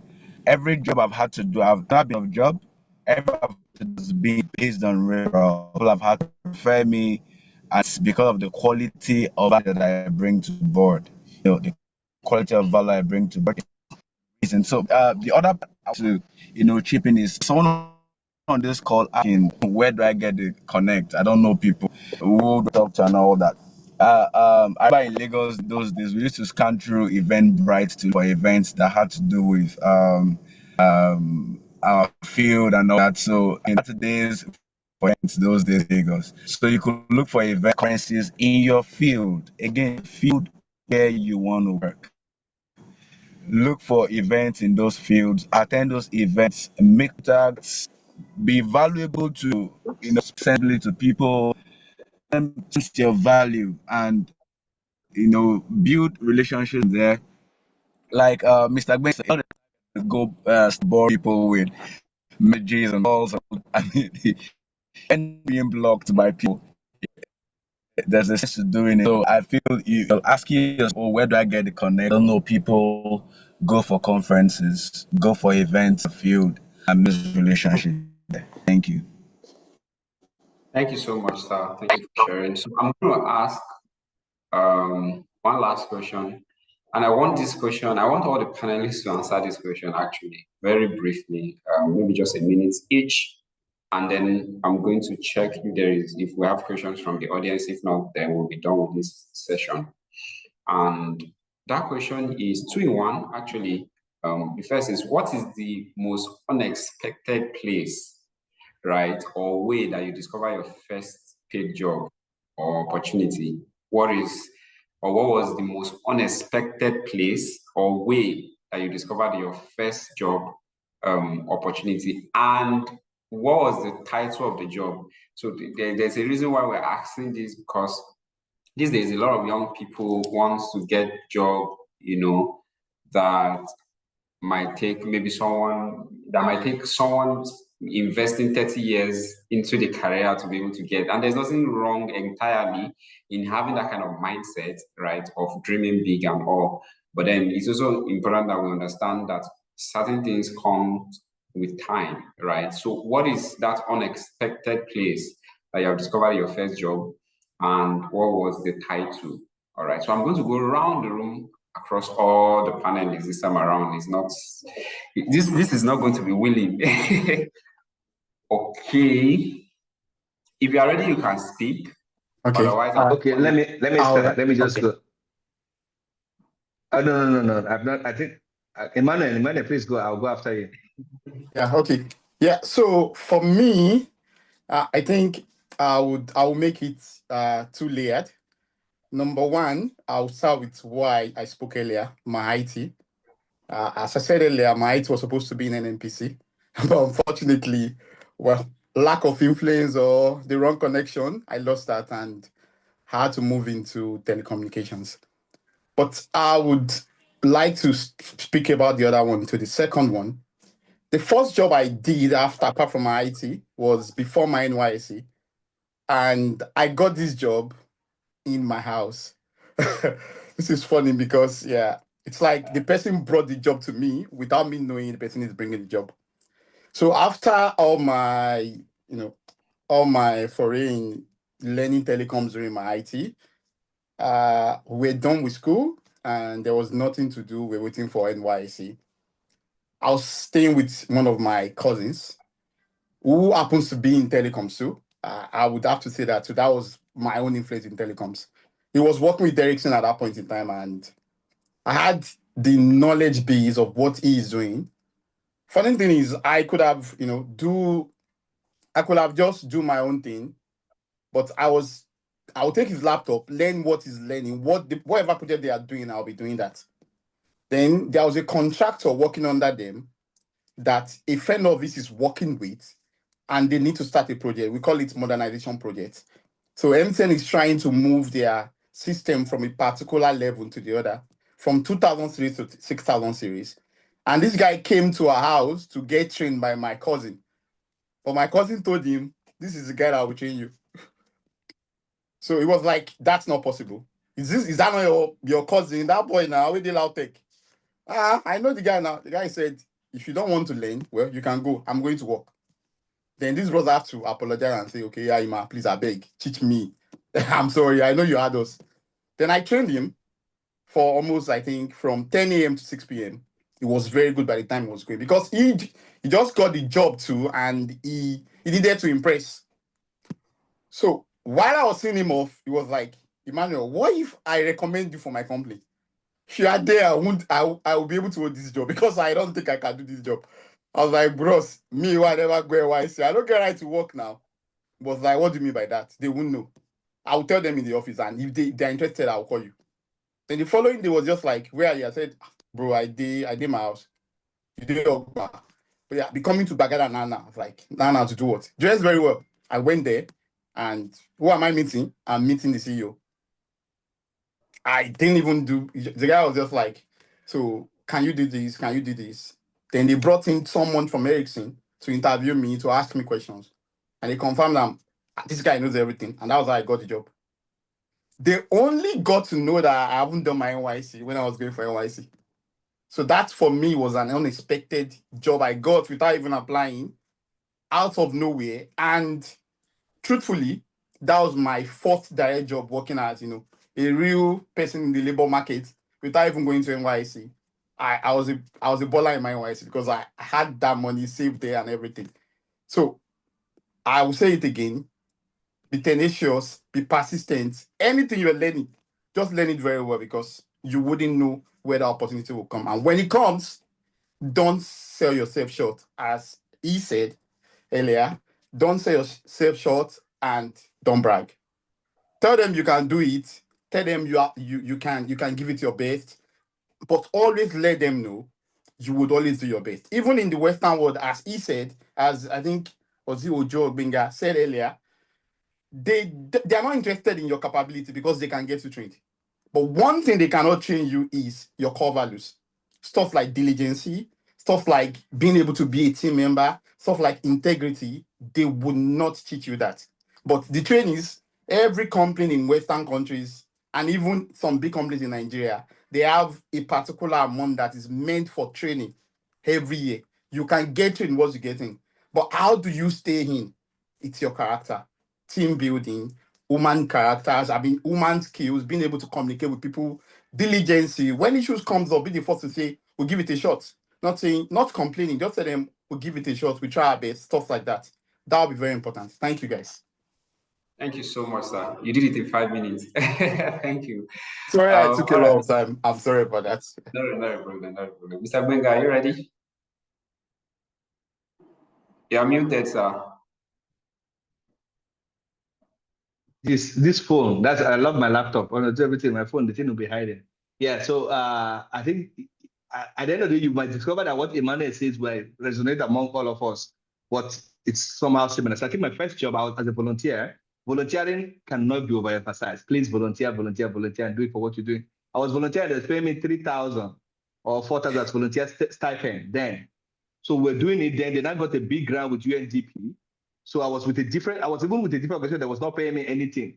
There's my parents that were giving me transport. They don't want me to stay at home, just go there and do before I even started undergraduate, as an undergraduate. So then when I did so well in that other organization, they were not doing like a partnership between the big organization and another organization. And that's okay. It's me that will represent their own organization there, where I was doing free jobs. So when I got to those other people, they said, we don't have the grant yet, but we can be giving 3,000 or 4,000 per month. I didn't complain. I didn't come there for the money. So I was going and helping them. Then the project now came.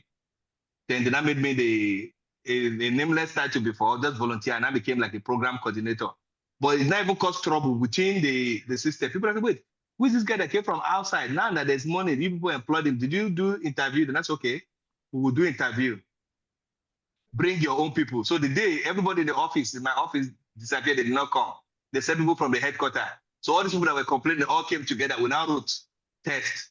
They interviewed. Those other people now called them, this guy, truly, we know why you people took him. He's good in this job. But the only reason that we didn't, the only thing he did wrong on this is that he wore his sandals to his interview. Because me, I was not planning. I was not planning to, so I didn't dress for them. But that was my only offense. So that day I wore a sandal, a Jesus sandal. But they still gave me they said, no, he's the one that most qualified. So that was how I came into an opportunity that even when I was an undergraduate, I was helping my roommates.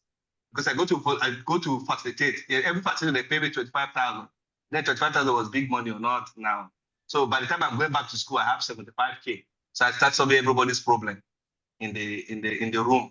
What's happening? What is happening? So and that was that opportunity. So from 75, I got to a place that was taking million. Then I got to the point that I maybe take 13 million per month. So you see, but that point is from 3,000.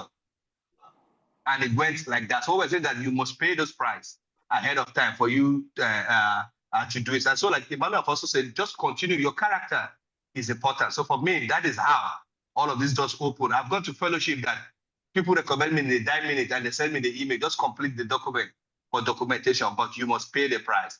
So it's from those little things. Don't go and volunteer because you want to get paid. I know people do volunteering so you can get letter and you jackpot. Jackpotting is good, obviously is good, but be sincere with yourself. Why are you doing it? Is it helping you to find your core purpose? Is it helping you to find your value? And don't go for title. I tell every young people, everybody wants to be CEO. Everybody wants to be founder. You don't want to even work with Nick Hub or work with anybody. You want to go and start your own. But if you're not called to start something, don't start yet. Support other people's dream and vision. Through that place, you might find your own. Someone might say, no, you don't need to be with us again. Go and start your own. But you must have those skills and those competence to do that. So I wouldn't like to repeat everything Manuel said because the story are almost similar. There are threads that link all of our story. And I love what somebody wrote finally in the book box is that they're also waiting period. I've been in between opportunity before, but the skills I learned somewhere else helped me. You know, one of my neighbors was growing up, they were printing. They were publishers. I learned how to publish book. And when I came home, as of 3 months, I was not doing something at some point. I used that skills to publish books for some lecturers in the university. And I made my salary that I would have gotten for the 3 months that was out in between those opportunities, exactly the profit I made from it. So those are those things. Just continue to do and learn skills. You don't know which one will serve your need at some point. Then prayer. Me, I don't stop with that saying prayer. Prayer is good. Pray to God. God will guide you and he will position in people's mind to remember you for good. Yeah. Thank you. Thank you so much, sir, for that. Powerful, powerful. All right, can I have Mr. Moses? Afterwards, Mrs. Esther. All right, thanks so much. I guess we are still on the question around how we got our first job. What was the title, right? Yes. Okay, all right. So for me, it's not so sensational, actually. I actually got referred to by a colleague, a former classmate at the university. And he just called me that day. Oh, are you interested? There is a role of production supervisor in the organization where she worked. I was like, wow, great, I'm in. And that's I was at home, and she sent the message. I sent my CV, went for the interview, and I got the role of the production supervisor in the plant. All right, that's all from me. Thank you, sir. Thank you so much. All right, I want to believe that our audience, they are seriously soaking in and learning. Mrs. Esther?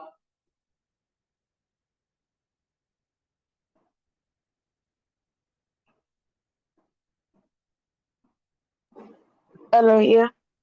Okay.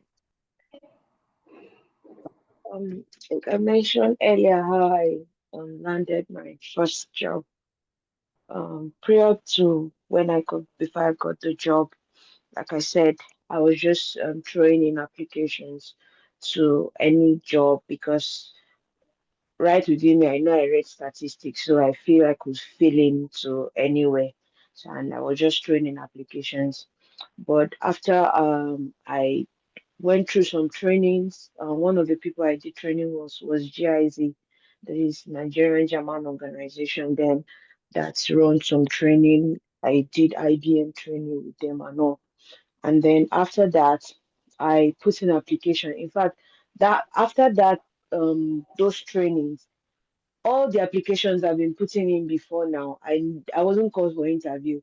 That was because I know deep within me I was not doing the right thing. But the applications I made after that time, I got my first invitation for an interview, and I did just that one interview, and then I got the job. So that was just what I did, and that's just it. So doing the right thing and just positioning yourself, like I said earlier, would land you or get you to wherever you want or whatever you want to do. Build yourself, get mentors, and all. So that's just it. Thank you. Thank you so much, ma'am. Mr. Ibuka and then Mr. Chooks. Can I go first? Absolutely, sir. So let me twist your question to my first major break, not my first job. I'd gotten my first job, but my major break came from I had resigned and I had started doing my own business. And a friend of mine got an opportunity, and he saw that that is not his own area of strength. So he came to meet me and says to me, Chooks, I've seen you do this over and over again, and I know this is your major strength. Would you help me to do this job? And I told him, if I do this job for you, you and I would have problem when it comes to sharing money. However, let me go and meet the company. Let's negotiate. Let's have a contract. Let's sign something. Then I'll be able to sort you. It was the role of a regional sales manager. But in this case, I was working as a sales agency. So I help him to sell. He does not pay me salary. He pays me commission based on my sales. I go to cover the places that he's never been in already with his products. But then it's a sales agency. That means I have the right to work with other companies that do not produce the same thing he does, but maybe something complementing. That was what happened. So what actually gave me that major big break and contract was because my friend had seen me committedly doing my sales agency. He had seen me in the days where I would go to the traffic by myself. And I'll put it on Facebook that I will personally be in the traffic. And my friends will tell me, no, you should not say you are in traffic. I mean, it's not polite. You are too matured. You are too experienced. You are too this and that to be on the traffic. It's riffraff that are on the traffic.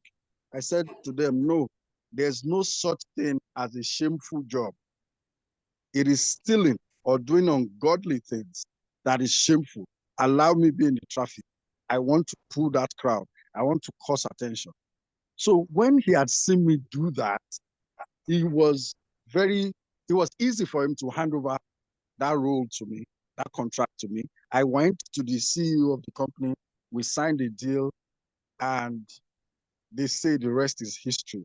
I took the product around everywhere that they've never been to before. The profits they made in 1 year through me, they had never made it in 10 years. That is what their own accountant said. So back to character. Character is very important. Back to commitment to whatever you are doing. Anything your hand finds to do it with the whole of you. Thank you. Thank you so much, sir. Thank you for sharing. All right. So I'll take Mr. Ebuka and then Mr. Great. Okay. There's been a connect line. I mean, for everyone, especially responding to this question, and that's the connection I've been able. But I'll take the line of Mr. Jukes. So it's not going to be about my first job. It's going to be about what I would regard as a breakthrough, a shocker for me. Yeah. So there's this man who calls me for everything. He believes I'm a solution provider. So he has this problem, be any problem, he calls me, do this for me. And he so it got to this point. There was going to be a federal government project that was going to run through 9 states. It was for the NDDC, and they needed to get people on board to discharge the duties. And then he recommended me, but that wasn't my field. But he felt if you get to Ebuka, Ebuka is going to get a solution for you. And it was huge, it was beautiful, and that was it. And I've had several experiences like that where people call me into stuffs just because they feel no he's going to be able to do something about it, we'll get you a solution. So it just takes us to the part of being someone who is valuable. How value laden are you? How much value are you able to discharge? If people recommend you or even you get into the network, is the person going to regret eventually? If the person do you even have business for recommendation? You know, is there anything you should be recommended for? So those are very important. So I think it all boils down to value, God, and being able to sell yourself properly. Thank you.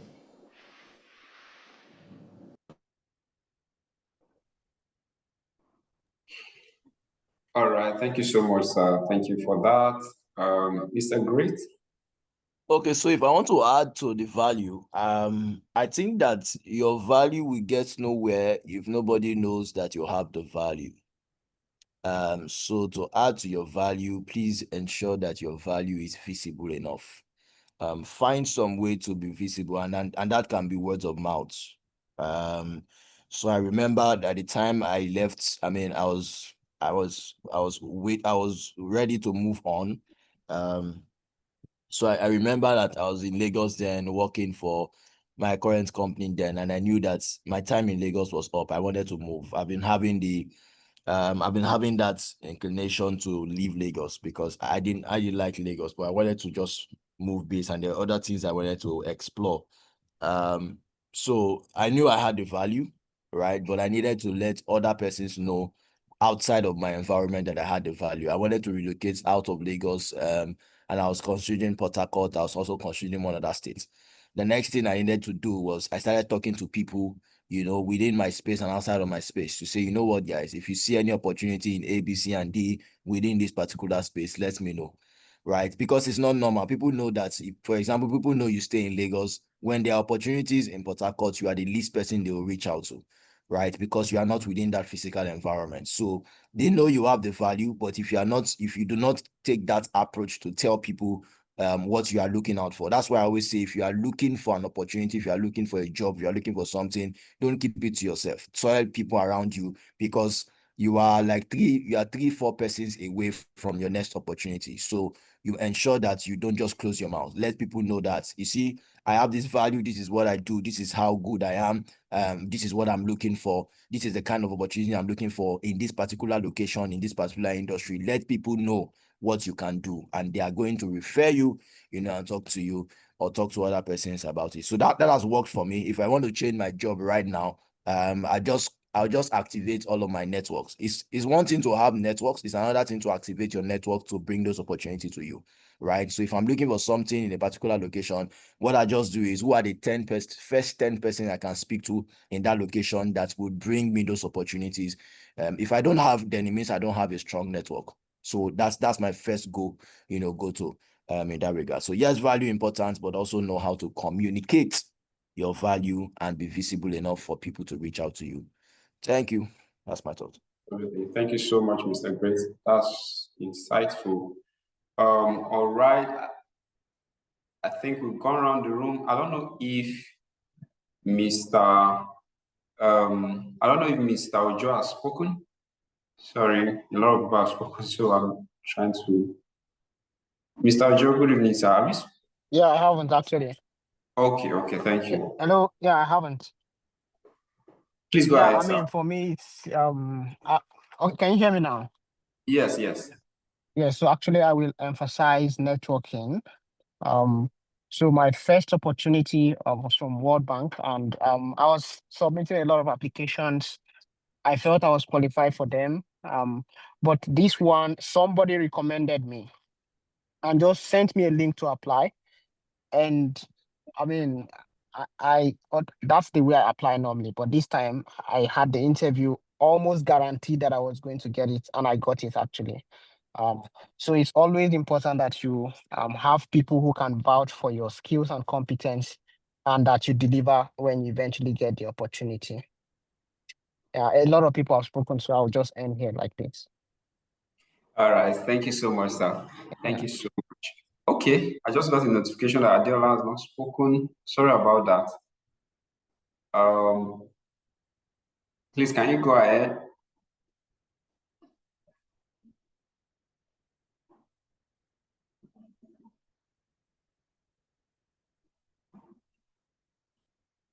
I guess he's not in the room. I'm trying to even search. Okay, thank you so much. Can we celebrate our panelists? Can we send them love emojis, clap emojis? Let's love upon them. It's been value all the way. Thank you so much for sharing your experiences with us. Thank you for telling your story. Thank you for putting us through. We are grateful. so much value tonight. Thank God it is being recorded. We might need to go and listen to this again. All right, the event is still on, and we still have one more panel session to go. However, we're going to be going deep. We're going to be diving deep into the book launch right now, and then we do the last panel session. I hope that's all right. Okay, so this is going to be brief, and this is how we're going to go about it. Before we go into the book launch, though, I'm going to give two people the opportunity to speak from the audience, maybe students or fresh graduates, to just tell us how has it been so far. What is that one thing that has stood out for you from all of the things that our mentors and our panelists have said. Okay, so I'm going to have just two persons speak to that. So while you are prepping your mind, let me just take us through how the launching is going to be like. So we're going to be launching the book right now, and we're going to first of all have Mr. Israel come to speak about the book, what inspired him to write the book, how was the process like for him. I had the opportunity to edit the book, so it was such a fantastic experience. I love the fact that he shared his own personal stories, a lot of stories in between. I love the fact that the book is easy to read, straight to the point, punchy, and very, very, very, wonderful. All right. I also love the fact that they are practical. There are things you can pick and practice, not just theory. They are not theory in nature. The principles are not theory in nature or theoretical in nature at all. They are practical. There are things you can try out. There are things you can engage and see results for yourself. All right, so we're going to be having Mr. Israel come speak about the book, what inspired him to write the book. And then afterwards, we're going to have a short session to be read out from the book, from within the book, just a short session, is maybe a paragraph or something. And Mrs. Esther is going to do that for us. And then afterwards, I'm going to call our chief launcher. So we'll launch the book, and then afterwards, we come back to the last panel session. Please don't drop off. Invite every other person that needs to be here. It's getting hotter, it's getting sweeter, right? So let me give opportunity to one or two students or fresh graduate that is in the room that feels that wants to share what has stood out for them so far. Please raise your hand so I can spot you, right? Does anybody want to share? What one key has stood out for you so far? What one thing you feel that you are going home with? Anybody in the audience? Okay. Folake, please go ahead. You are muted if you are speaking. Yeah, sorry, I just had to move out of my space. Okay. I had to move out of my space, yeah. Okay, I think one thing that really stood out for me is the part of taking initiatives. And taking initiatives, because if you don't actually speak up, if you don't actually push, if you don't actually take advantage of the chances you have, you may never actually move forward. So that part of actually taking initiatives, because you don't know who you speak to, you don't know who you're connecting with, that might actually open the door for you. Absolutely. Thank you so much for sharing, taking initiative. Fantastic. Anyone else? Thank you. Thank you very much. Can I speak? This is Olumide. Please go ahead. Go ahead. Yes, no, I came a bit late, but one thing that I can take home is the last speaker that spoke. Thank you very much on activating your network. I think that is such a powerful, it's often nuanced, it's there, but it's a powerful mind shift, because it's true. I look at my network and I look at my phone, I say, oh boy, I have over 1,000 something. How many of these can help me? And somehow it's true. I think it's something that we need to start talking about beyond just saying networking is good, but I think activating your network, we should even have a whole workshop on that. Maybe our chief launcher, Dr. Israel, would probably have a whole session on how to activate your network for opportunities. But I thought that was a very powerful thing, because that's something that most people don't have. I don't know how to do that as well, because I'm too proud. I'm focusing on my work, so I think that's a great point. Thank you, sir. Thank you. All right. Thank you so much. I promise to And I think it's just important to stick with that too because of time. I know I have seen someone else's hand. I'm so sorry. I might not be able to take your comment at this time. Please do well to put it in the chat room. If I see it, I will read it out. Thank you. All right. So we're going to be going, like I said, into the launching proper. And I'm going to call on Mr. Israel Oriaku. Please let's love up on him. Send our clapping emojis. Our author, you're welcome on board, sir. Please come and share with us what inspired you to write the book.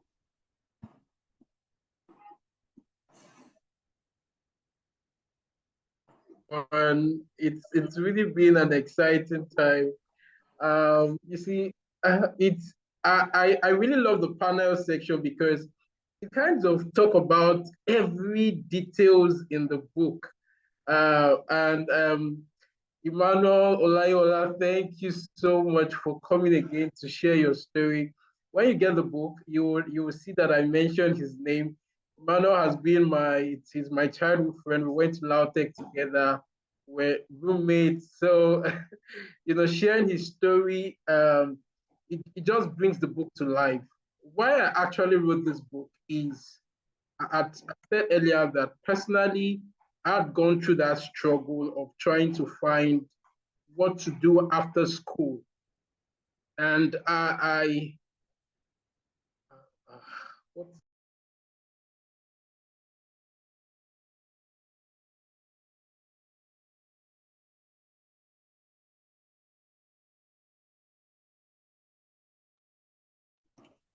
Hello, Mr. Israel, we lost you. If you are speaking, you are currently muted. Oh, I thought it was my network. Yes, I lost him too. Yeah. Okay, we can see you. Yeah, I'm back. Okay, so basically the book I wrote this book just to inspire a lot of students and help them get it right. Everything everyone has said is written in this book. It's titled The 4 E's and I of Employment to Employment. I don't want to release all the E's. I don't want to release all the meaning of the acronym so that everybody will be inspired to buy the book. But the truth is, everything you've said. The last speaker said something about activating your network. It is actually there. It's one of the E's that was discussed about in the book. And listening to everybody share their story, share their experience, just gives me a lot of joy that yes, this book is actually what every person, every student out there needs to have in their hands. And not just about the book. By God's grace, next month, October, November, I'm blocking out those 2 months to do a kind of university tour, both in Ghana and Nigeria. I'm already speaking to some universities, Unilag, Lautech, my alma mater, some persons in the University of Ibadan. So I'm planning to do, I'm already speaking with the university in Ghana here, Central University, and also some lecturers in Kumasi University. I plan to just go around visiting some of these universities and talking to students and either giving them copies or selling some copies to them, although we're trying to raise funding so that individuals could buy this book and we'll go to these universities and share to the student for free. So basically, the whole goal is just to help people get it right before they graduate, because sincerely, the unemployment ratio is still very high, but there are jobs. You see, every time we say there are no jobs, there are a lot of jobs out there. So the idea is, I've always had this in mind. You hear it in the second panel section. It's always been my goal to solve the problem of unemployment drastically ever since I left school. And I've done this through different conferences and different events. So this book is just one of the tools that God has inspired my hands to write. The truth is, I started writing this book just 3 months ago. Okay, so I'd had it in mind. I'd always wanted to write a book on employment, but I didn't just want to write the norm. I didn't want to write something usual or something like any other person. My style of writing is more of the storytelling, and I love sharing my own stories when I write. And so the team came one of those days while I was thinking, okay, so what am I going to write about? And it just came. See, it just came, and when it came, actually the first team was the 3 E's. It was 3 E's and I. Okay, the I actually means internship. So let me put it out there. Internship, and that's what most people talked about. They got their jobs, their first job through internship. And a lot of time, a lot of students waste that opportunity of internship. They take it for granted. They don't go to work. They mess just and like Emmanuel said, when you misbehave as regards your character, you just lost the opportunity because you could be sacked, or one boss will just take note of you and he will never recommend you for any other opportunity. So basically, that's why I wrote this book. I just want to help as many students as possible. And so I'm being inspired to also start a campaign called the 1 Million Students Campaign. And I want to see how God will help us to run this for 1 year through our organization, Nick Hub Capacity Development Center, which I'm a co-founder. Thank you to some of our non-executive directors that are here with us. Dr. Olokemi Olumiola, thank you so much, Ma, for joining us. And Mr. Gbenga, thank you for sharing your story. It just inspires me to hear that to hear your stories and see that you're here with us. Thank you to all our volunteers, my co-founders, Nicholas Alifa, Esther Alifa. Thank you for making it here. And yes, this is why I wrote this book. Let's solve the problem of unemployment. We missed it while we were in school. No one gave us this direction.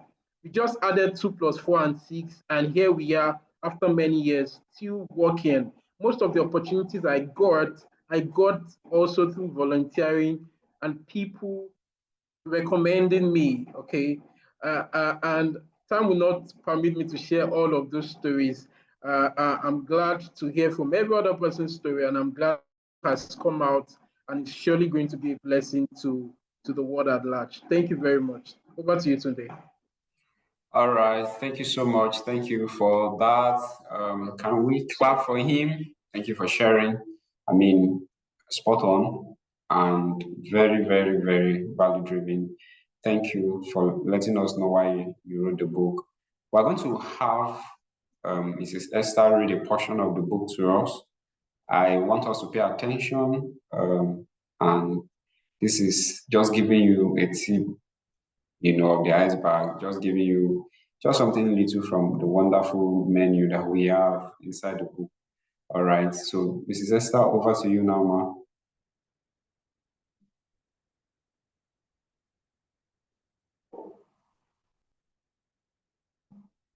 Okay, sure. Yeah, okay. Yeah. This book, I've taken out my time to read, though I'm not through yet with the book, but so far with what I've read, Mr. Israel has really poured his heart into this book, and it's really a practical book. And it's not far from what we all have shared here today. So I'm just going to read a portion of the book. Here he said, life is a journey of discovery with many moving parts, and your career and professional journey is one of the most important adventures you ever take on. I have intentionally written each chapter in the book to show you the success. It's not about rushing into the perfect opportunity, as it were. It's about intentionally building capacity, adding value where you find yourself per time, and positioning yourself for the opportunity that you desire. The truth of the matter is that there is no easy way out to true success. The people you admire today, those who are thriving and leading in their careers, all started gradually, remained committed, and embraced seasons of learning that accompany their unique journeys. They explore, they put in efforts, they failed, they learned, and eventually they grow to where they are. Your journey will be no different. You have to patiently engage the process, so far. I need you to take this home. Explore with courage. Don't let the fear of failure stop you. Learn fervently and consistently. Knowledge will grant you freedom when properly applied. Serve with the whole of your heart. The experience you gain while you are at it is priceless. Stay focused. Opportunity often gravitates towards those who showed up and deliver value even in small things. I don't want to read all the book for you, but I know with this just these few key points, and I don't want to start telling you the 4 E's as well because he himself has not disclosed it. But I can assure you this book.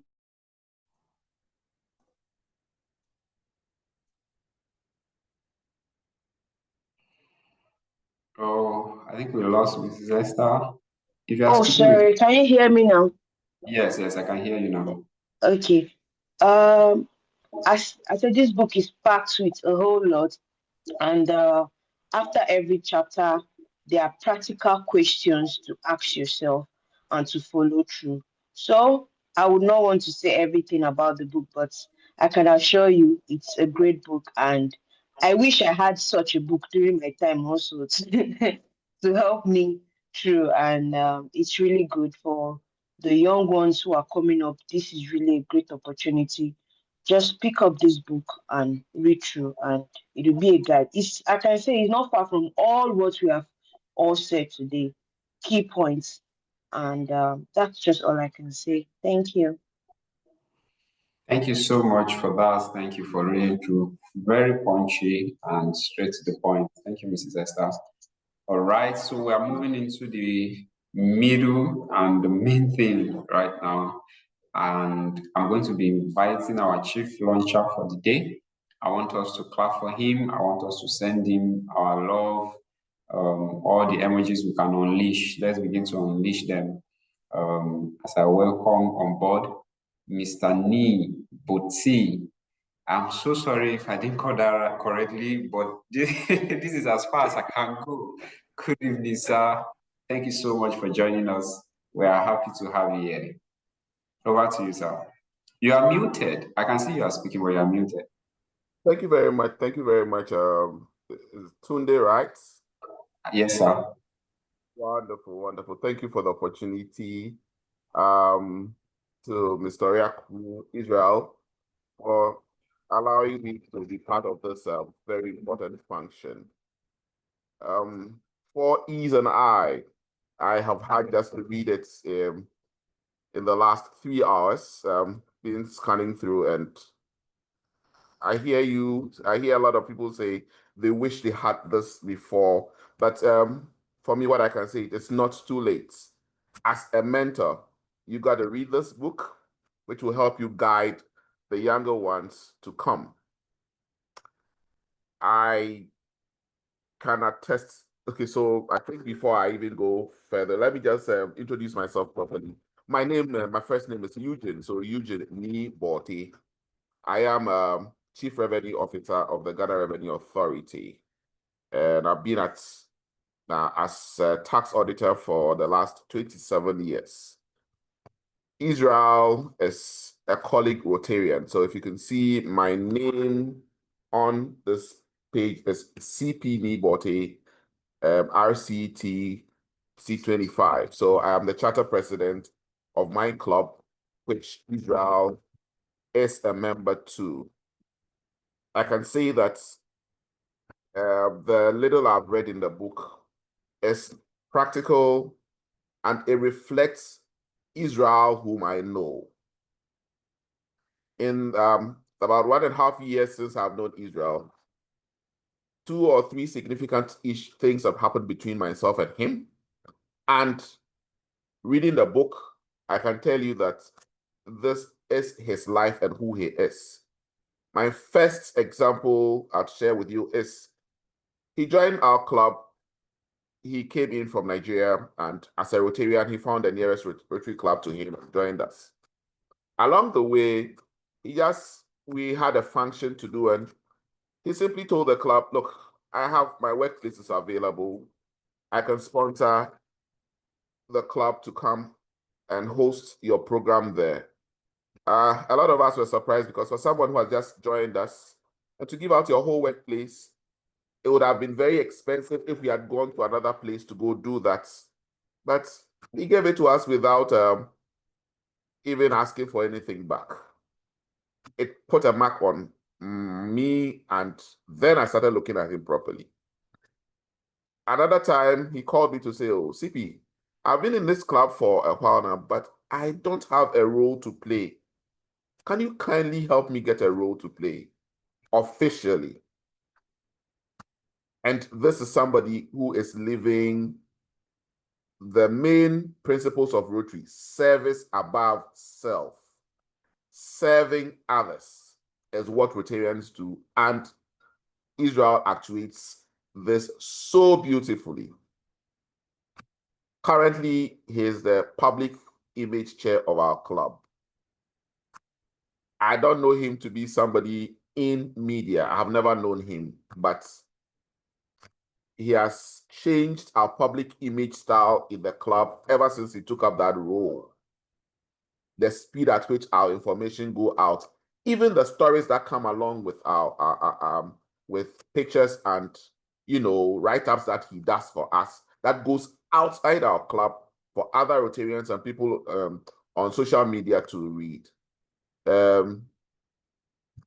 He has proven to us that he is a true volunteer who knows the value of volunteerism.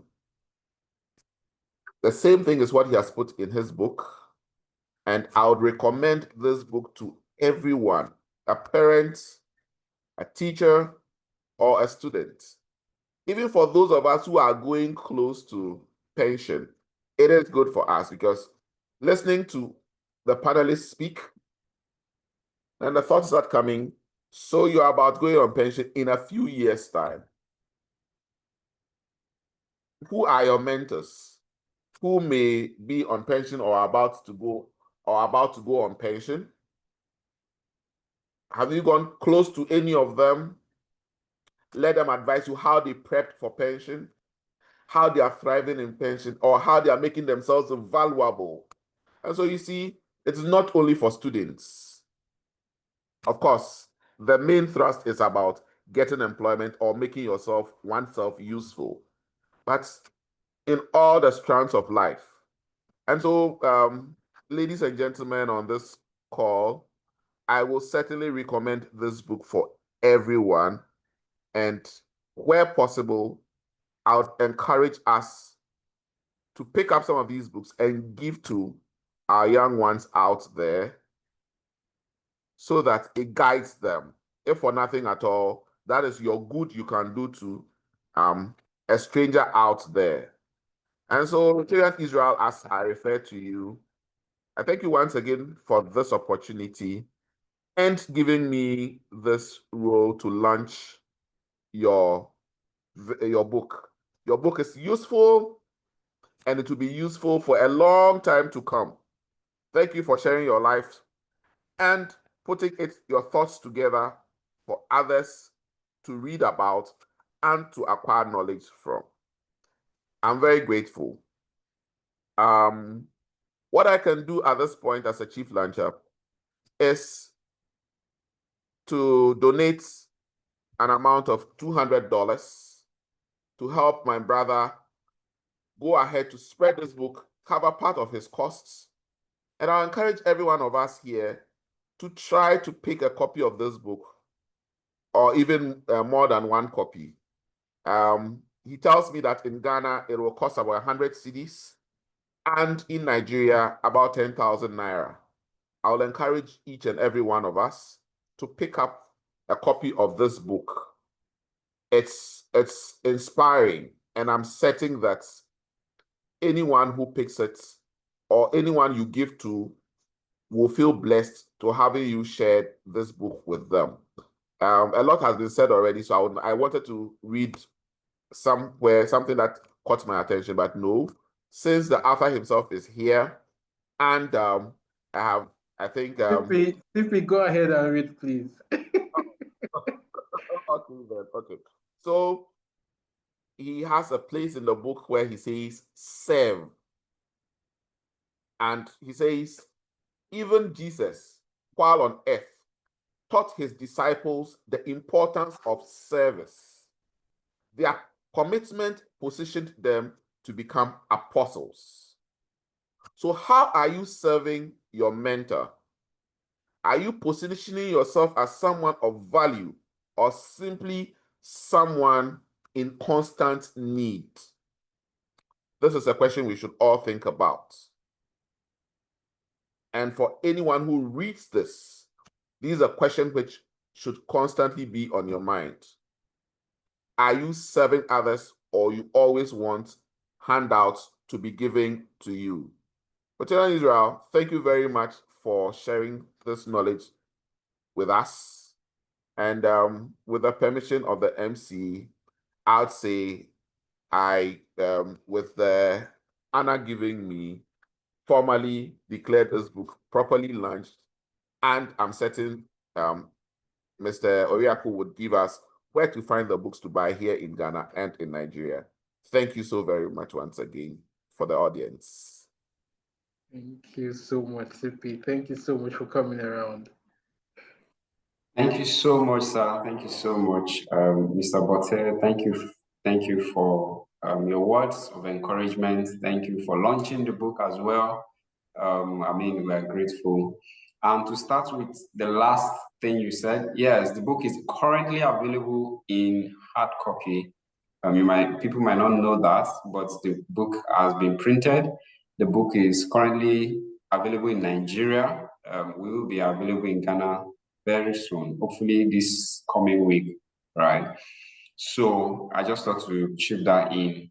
All right, so CP has opened the floor, and then we're just going to go around the room. Who else is willing to launch the book for us? I have some powerful people in the room.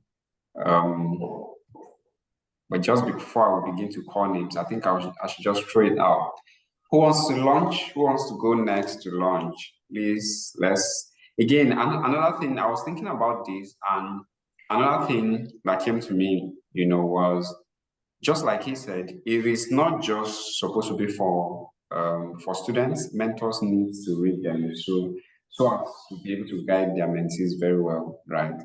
But also, I also believe that it is also important if we can buy some of these copies and hand them over to our younger ones, it's going to go a long way. I mean, I'm just looking back now and imagining if I had opportunity to have access to this kind of material, say some 10 years ago, some 7 years ago, it would have been a game changer, right? So imagine handing over something like this, a wonderful material like this, to a 300 level student somewhere, to a 400 level student somewhere, and say, this is a gift to you. I'm sure in 5 years' time, when that person looks back, the person will not forget you, right? So I just thought to chip that in, and as we launch. All right, so who's going up next to launch?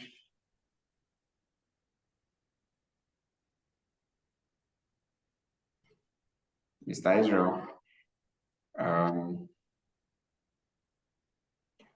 Oh, thank you so much, Mr. Ibuka. I can see your comments. I will launch with a sum of $20. So Mr. Ibuka is launching with $20. Please, thank you so much. Can we celebrate him? Thank you, thank you, thank you. Thank you, thank you, thank you. Okay, Mildred, can you hear me? Yes, I can. Okay, all right. So can you just help me collate the names so we don't lose track?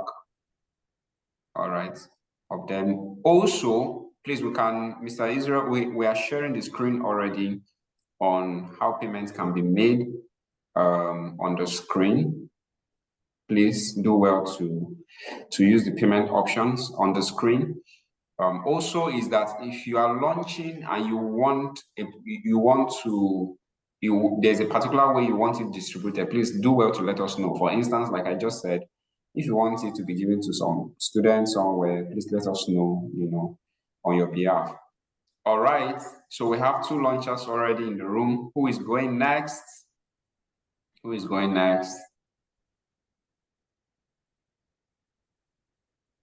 And remember that Mr. Israel had also shared that We're going to be going on 1 million campaign soon. So you can also be part of that. I believe more details will be shared in the coming days. Okay. Who is going on next? Mr. Nicholas, Mr. Ojo, Mr. Emmanuel. Let me not call names again. I believe there are powerful people in this room. Who's launching next? Who's launching next? Who's launching next? Come on, come on, come on. I know some people usually would prefer. Oh, thank you, Mr. Emmanuel. Mr. Emmanuel is launching with £100, right? I hope I'm correct. Yes, £100. Thank you so much. Thank you so much for that. Thank you. All right. Who else is going? Who is going next? Who is launching next? Who is launching next? Okay. We have just 4 or 5 minutes to do this, so please, let's do it quickly so that we can move to the last panel session. All right.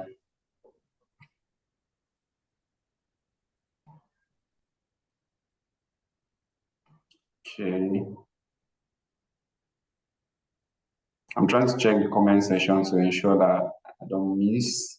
Okay, I think I have a comment now. Okay, I don't know if it's Miss or Mrs. Oluwakemi is launching 5 copies. Amazing. Thank you so much for that. She's launching with 5 copies of the book. Thank you. Please, more. I want to read more. Thank you. No, Mrs. Dr. Oluwakemi. Oh, okay. All right then. That's fine. Dr. Oluwakemi, thank you so much for launching with 5 copies. All right. And let's also not forget the account is on the screen. We can do well to make use at our convenient time. Okay, who's going next? I'm literally waiting for the next person to launch, right? And also we can unmute and speak, right? Okay, thank you. Doreen is launching with 2 copies. Doreen. Thank you. Okay, the RTN means Rotarian, right? Okay. Yeah, yes, it does. She's launching with 2 copies. Thank you for that. Who's launching next? Again, you can use the mic. It's just that it just happened that the first person used the comment section. So you can use the mic. You can decide to use the comment section to let us know. All right.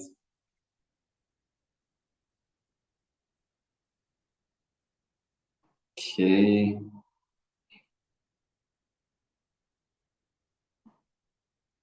Who's launching next? I want to see.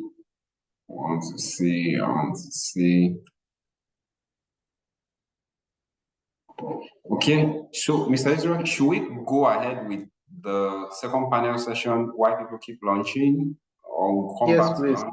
Let's go ahead. Yes, I think we should go ahead. Okay, all right. Thank you.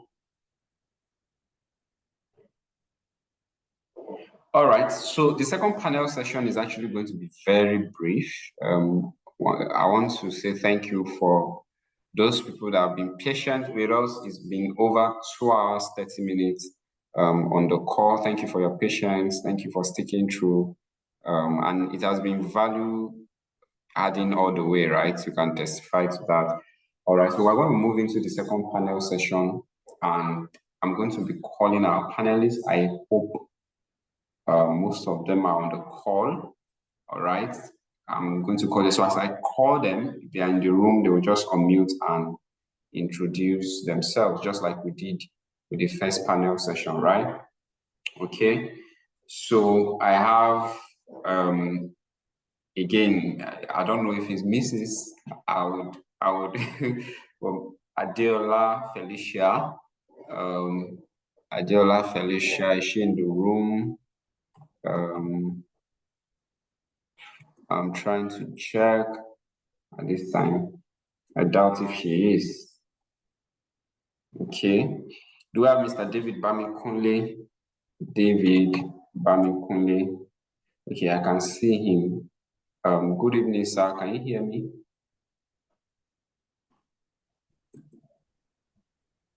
Hello, Mr. David. I think you are speaking, but I can't seem to hear you.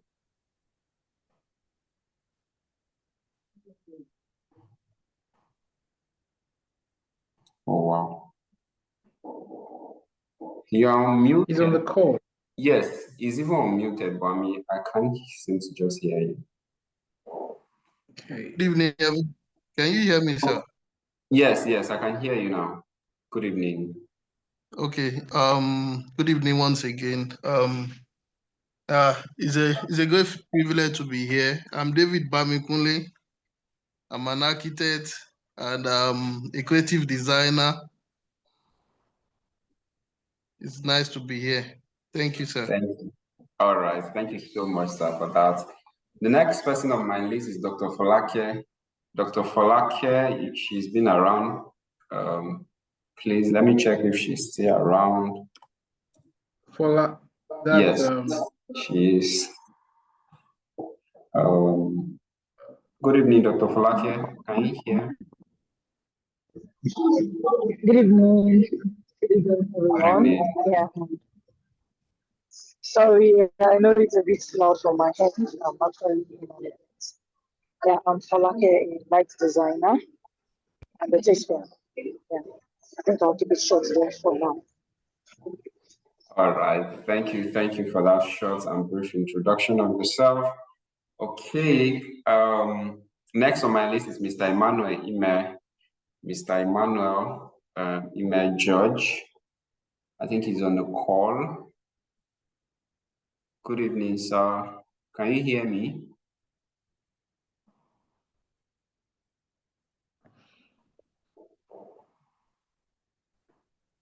Good evening, sir.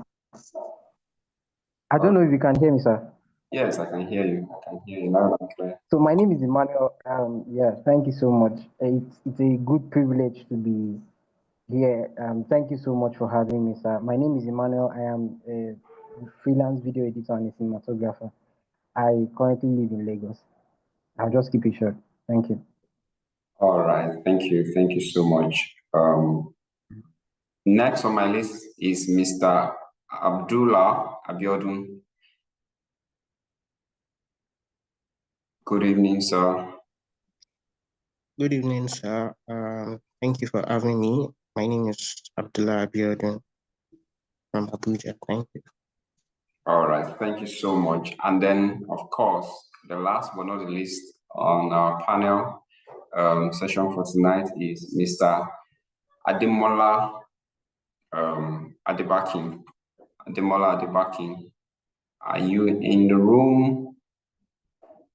Yeah. Good evening, everyone. My name is Ademola Adebakin. I'm a brand developer, a creative designer.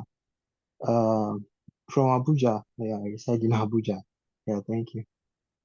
All right. Thank you so much. All right. So thank you so much, our panelists, for joining in. Like I said, this panel session is going to be very short. Like we're trying our possible best to keep it short and possibly end this program by 6 p.m. So we don't intend to keep anybody here beyond 6, right?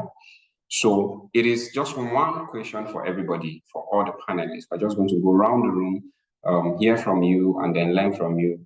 So, and the question is, can you discuss your experience working with Mr. Israel, and what you currently are doing, right? What are you doing currently, and what was your experience like, working with Mr. Israel? Because every one of you that I've mentioned or that are on this panel are people who have worked with him, closely with him before now, right? So can you describe how your experience working with him was, and then what you are currently doing at this time.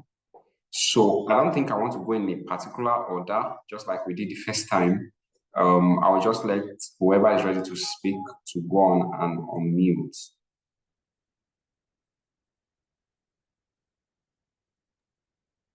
Okay, can you all hear me, sir? Yes, please, loud and clear. So good evening once again. It's such a great honor to be here, and I'm so glad to have listened to all our panelists earlier. They have really spoken well, and it is important for young people like us to have this kind of first-hand opportunity to listen people who have gone ahead of us. I think it makes the journey easier for us. So now back to your question on my experience so far working with Mr. Israel. I think I first made contact with Mr. Israel, I think in the year 2020, 2021. He has a WhatsApp group then, the Beyond School Africa. I think he has made mention of it, where he used to host conferences and seminars then. I think the first seminar that I had contact with him was the Think Big conference. So just like we have made mention of the importance of volunteering, I think my first contact with him was through volunteering. So then I had volunteered as part of the graphics designer for the event. So, and ever since then, from volunteering, it was translated to working with him as graphics designer, even while I was in school. And even up till date, I'm still working with him as a graphics designer, as a visual designer. So, and one experience that has stood out for me working with Mr. Israel is that he's a great boss. He's not the kind of the regular obtainable boss out there. He's a boss that understands even the staff or the worker. He's not someone that enforces. He's someone that it is patience, he is abiding, is loving, to the fact that recently, although I'm working with him on a part-time freelance, he shares other opportunity with me, not minding that, okay, oh, if I share this opportunity with him, will he not stop working with him? So it has been a great experience working with him so far since I think 2021 to this present moment. I'm still working with him. So I was the one that designed the cover of this book that we are talking about. So it has just been an wholesome experience working with him so far.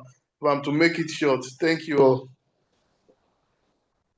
Thank you so much for sharing, Mr. David. Thank you. All right, I can see Dr. Falake's hand. Please go ahead. All right, yeah. Okay, thank you very much for this opportunity.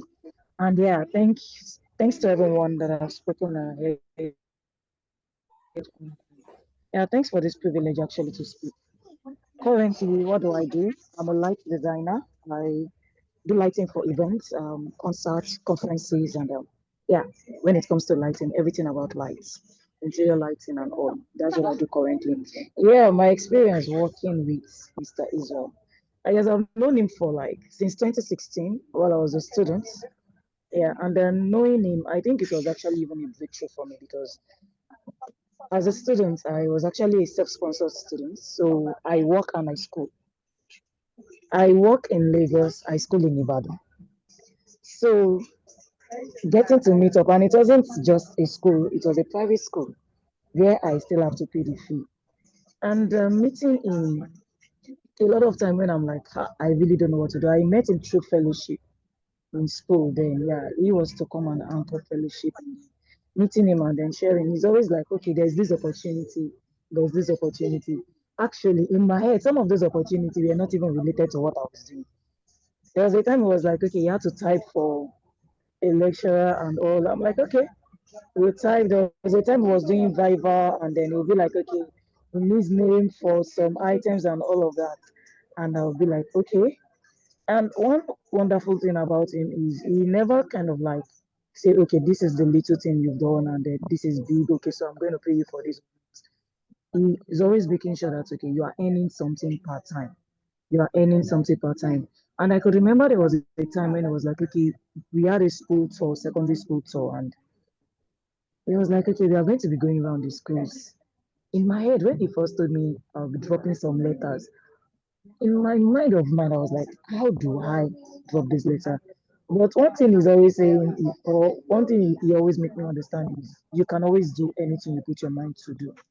And going there, even having conversation with the students, having that opportunity to meet with people, the encouragement from him, even at sometimes when I feel like I couldn't do it, even when I was writing the project, he was always there pushing, like, okay, you can do that, you can do this, you can do that. So for me, it wasn't just a work experience, it was also an opportunity for mentorship. I had someone holding my hand, I had someone giving me a backup talk. You can do this, you can do that. So for me, it was a two in one, a mentorship and also an opportunity to work and to learn. So it was a lot for me. And then even while working with him, there were times when I am not seeing a way ahead, but he is seeing a way. Because in my head, I'm like, are you sure this is going to work? And he's like, yes, it is going to work. And truly, it works. It is always working out. Seeing opportunity where it is as if there is no opportunity is one thing I see with him. He's always seeing opportunity in everything. And he's not the kind of person that will be like, okay, I'm limited to this. This is what I do, so I don't do this. I've gone on a project tour with him to a building where he was managing a building, and in my head, I'm like, how chemistry? How what like how is it related? But then he managed it, and it was wonderful. He was able to complete the project, and in my head, I'm like, wow, this is a good one. And all of these are things that are even right now I still put into what I do. Being able to like harness opportunity, not saying no because I feel like I can't do it, but rather saying yes and then looking for the way out to do it. That's one thing I learned from him. And even during COVID, when everybody were locked down and it was looking like there was nothing for people, I just saw a DM like, okay, he was actually handling a project then for the place media, the social media, and it was like, okay, going to add you to a group if you're available. Like, why won't I be available? And really, it helped me because when people were short of insight on what to do, when people were just at home doing nothing, I was at home doing something and earning something even during the lockdown. All thanks to him. And if it is coming to opportunity networking, is another thing that's through him. I remember a job I got while I was running my master's, and it was like, okay, I just called him and I was like, I need a place I can work. And he's like, okay, I have someone that needs a PA and I think you can do it. And that was it. And then a link up, a network. So for me, I'll say it was a wonderful thing working with him. It was a wonderful opportunity working with him. It was a wonderful opportunity learning from him. And it was actually a wonderful opportunity networking through him because I've actually gained privileges being with him. Yeah, thank you.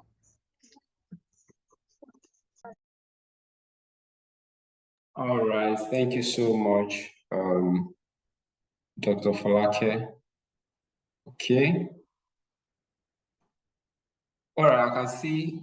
Good evening once again. Good evening, Mr. George. Good evening once again. Yes. I'm just going to keep it short and sweet. So, like I said, currently what I'm doing currently, I am a cinematographer and also a freelance video editor currently. So, I would say Mr. Israel is a sacrificial leader, a leader that leads with example. He is value driven and also a go-getter, right? I want to start. I actually met Mr. Israel in 2022. I'd like to share a story, like how everything went, right? So I met Mr. Israel through my pastor. So my pastor introduced me to him. He said, okay, fine. He's running this media firm that currently needs a photographer that will be working with him. So that's how I started. I didn't really have like good foundation in photography, right? So I had to go learn, I had to go like build that, have that basic knowledge before I could join the company. So after I joined the company, we got some jobs came in, we started doing some stuff, and everything was going on fine. We were just trying our best, everything was going on fine. So one day, Mr. Israel told me that, oh, your department is not actually bringing more like returns as we expected. We might have to probably withdraw the salary and might not be able to be earning what you were earning. So that did not give me the mindset of, oh, you are lost. You everything you've got is gone, like the skills you acquired is gone.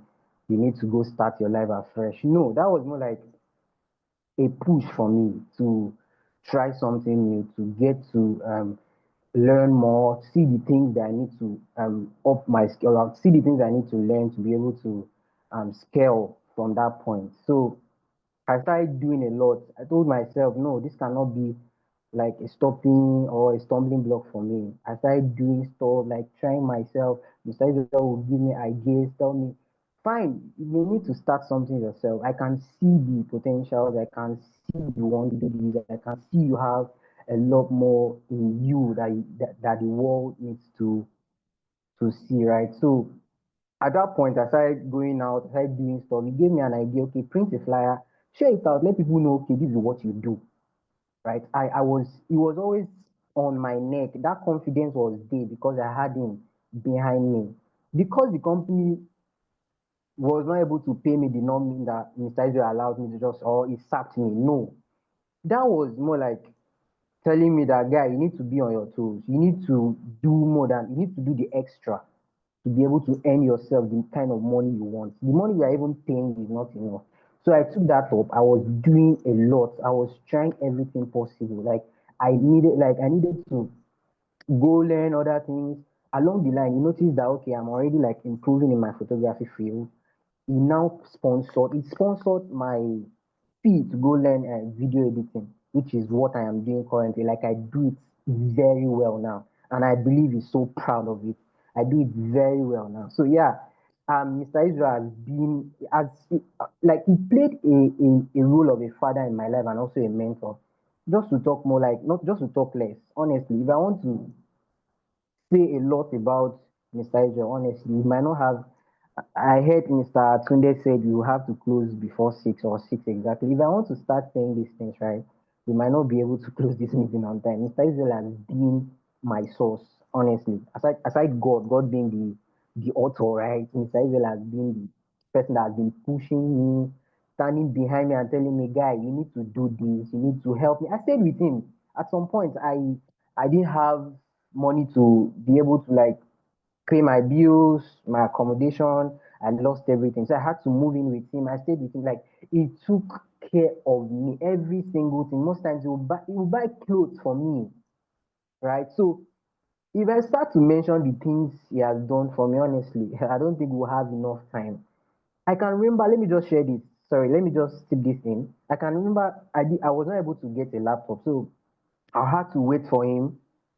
I had to wait for him. Most times he will work till 12 a.m. He now give me the laptop. That was how I built my seriousness, right? I'll stay awake and make sure once it's done using the laptop, I'll now carry it and now be able to like learn some of the things I needed to learn in video editing, photography. So that is what bettered what who I am today, actually.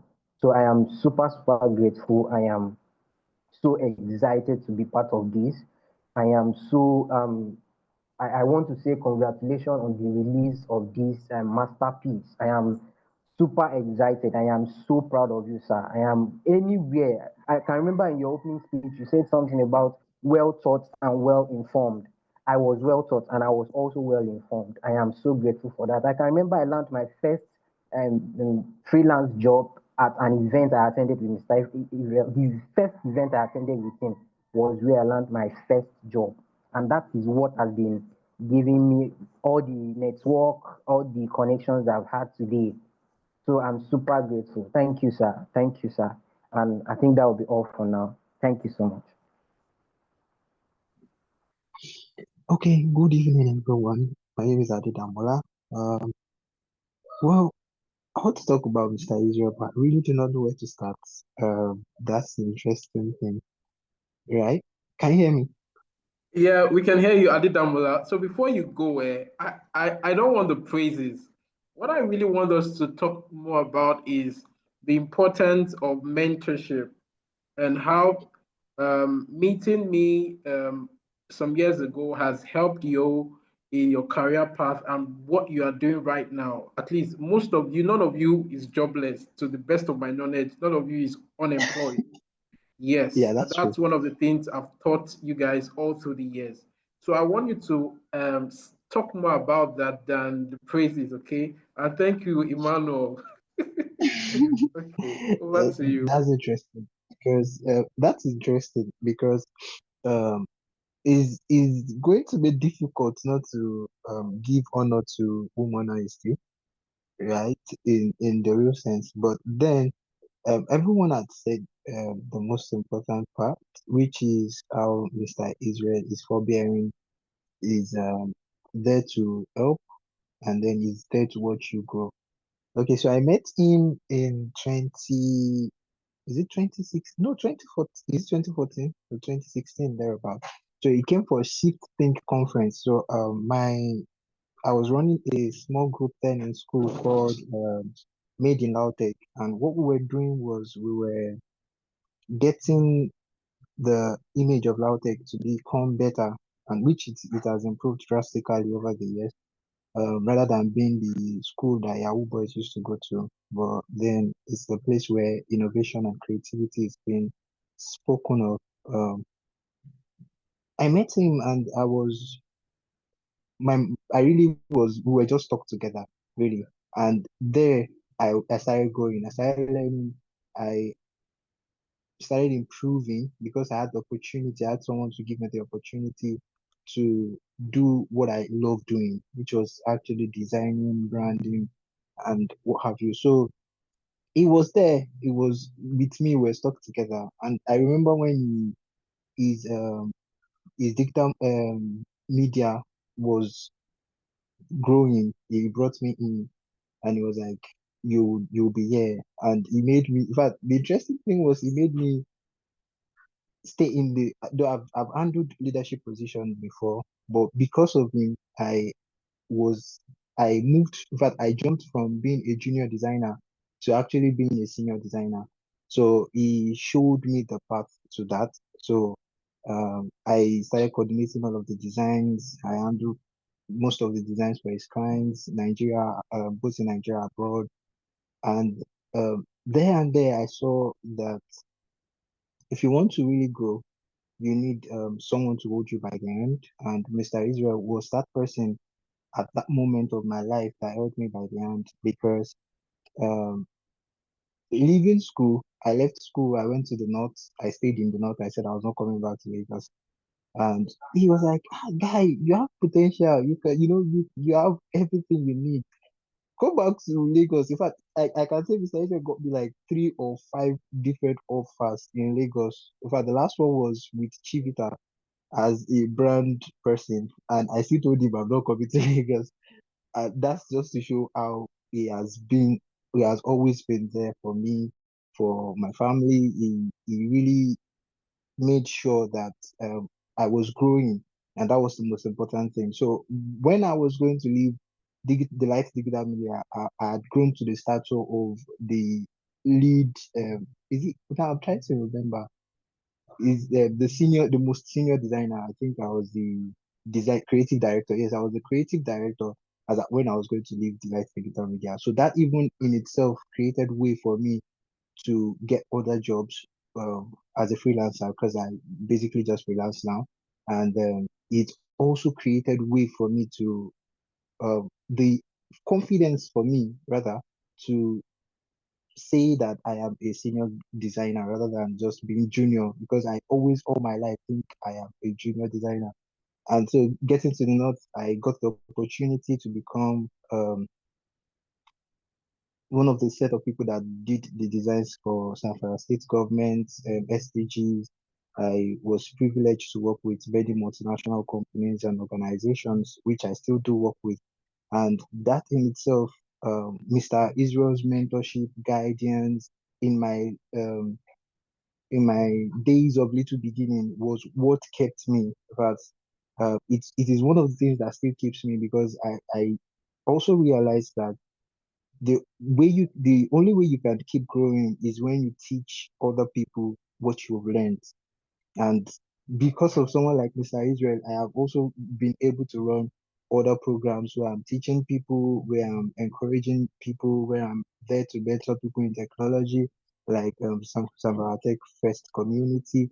And all of those things have been because someone was there to give me a platform to learn, to grow, and to become a better person. And this is not just to praise, but to say that uh, mentorship is something very important. It is a part of anyone that wants to make strides in life. If you want to get to the position where you would be you'll be potent, and then people would see you for what you have become, then you need someone to stand by you and mentor you.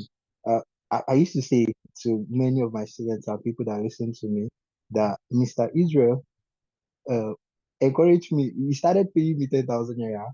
That was in 2019 when I went for my NYC. And from there, we went to hundreds of thousands of naira from that 10,000 naira. And I would say then that 10,000 naira looks like a lot of money to me, right?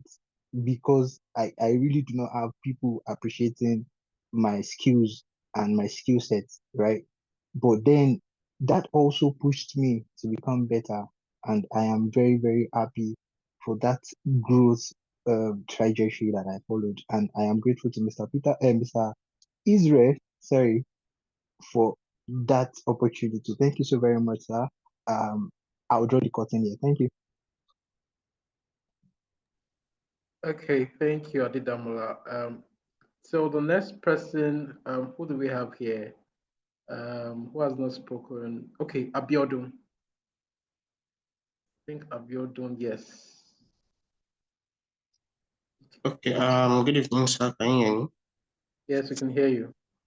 Okay, good evening, everyone. My name is Abdullah Abiodun, and I would, first of all, I would like to congratulate Mr. Israel for this important milestone. Writing a book, of this importance, it takes a really lot of work. And like you said, unemployment is still the order of the day, in this current climate that we are. And I'm very sure that this book would really, really go far for every person who picks a copy and read from it. So, in terms of the question asked, in terms of the experience with Mr. Israel, in terms of his teachings, with me, I would say that I first met Mr. Israel, in 2020. This was during the COVID period, and then I was in 200 level, and it was also during the ASU strike also, so I was basically actually doing nothing. So I was looking for during my search for volunteering roles. I jumped into one of his group. So unfortunately the event could not hold. I think due to the whole COVID issue. So just on the fateful day, Mr. Israel just came in and he said he needed help with tasks, some online tasks, and I jumped in, I helped him with it, and from there he recruited me, into his digital marketing agency. Then, without knowing him, without knowing me, he only said he needed someone, good on social media. And for me, I was jobless then, but I was always online. But I had no job, being online, but I was always online. So I felt, okay, let me see this and, see how it goes through. And that was how I came across him. So I've known him since 2020, and up till now, it's quite funny that we've not met physically. Despite knowing him for that long, despite working for him, for that long, I've not met him physically yet. But the impact he has had with me, on me rather, it is really, really the main precursor to who I am today. I forgot to mention I'm a social media manager and also a creative person. So I do a lot of things, but everything I do, centers around social media manager. So I got recruited as a social media intern in digital marketing agency. And before then, I had no idea, about social media management. But is the internship with him. I did the internship for about up to 2 to 3 years. But those 2 or 3 years were probably the most impactful period of my life. At some point, I can even place it over my 4 years in school, actually, because what I'm currently doing right now, is not as a result of my certificate, because I even got a job, before leaving school. I got a PPA, primary place of assignment for NYC before leaving camp due to the experiences, I had, during my internship with Mr. Israel at DD Media. So his experiences on me, his impact on me, his teachings on me, his mentorship on me really, really went far. It taught not just social media management, but also about life in general. There's no meeting you have with him, there's no interaction you have with him that does not result into you learning. And a lot of people came to work with us, a lot of people left, but I'm just this kind of person that stays on regardless of them, several odds, regardless of any challenges. I always try and see through things to the end. So the experiences with him, really, really gave me a lot of impact, a lot of lessons. While I was in school, I studied political science, and it's not one of the most in-demand courses in this part of the world. So my experience meeting in 200 level gave me a direction of what I needed to do or what I needed to start doing. So I started taking up social media voluntary jobs. I started learning more about social media management. And from the internship with him, working with several clients in several industries gave me a lot of clarity and everything. So that really helped me so far. Even while I was in school, I held two political positions. I had the public relations officer at the departmental level and student union level. So all the ambition, to even serve in those positions were motivated by my experiences with him, taking up leadership positions. That's why I said his mentorship was not just on, the social media skills, how to manage account and all, but also soft skills, how to deal with clients, how to deal with people. And I think that is one of the things that has helped me so far. There is nobody that I've worked with, that, has a negative review about me. And every person I've worked with, we always work long term, long period. There is always the occurrence of, having issues with your clients along the way. But one of the things, he really thought was you have to, overcome any challenges. You have to struggle. You don't give up at any slight difficulty or hurdle. So that, really, really helped me, you know, throughout my stay in university after I was done with school. Even when I, stopped working with him, I can see Mr. Israel is really laughing, and I can see, but it's really I can it's Mr. Israel is like he was saying we should not praise him, but there's no how you will talk about him that you will not praise him. So his mentorship, really, really helped me out. Even when after I was done with school, while I was in camp, I was, most times they post people to teach to schools and everything. So I said, I was not going to work with, teaching in school because that is not what I am used to. That is not what I learned.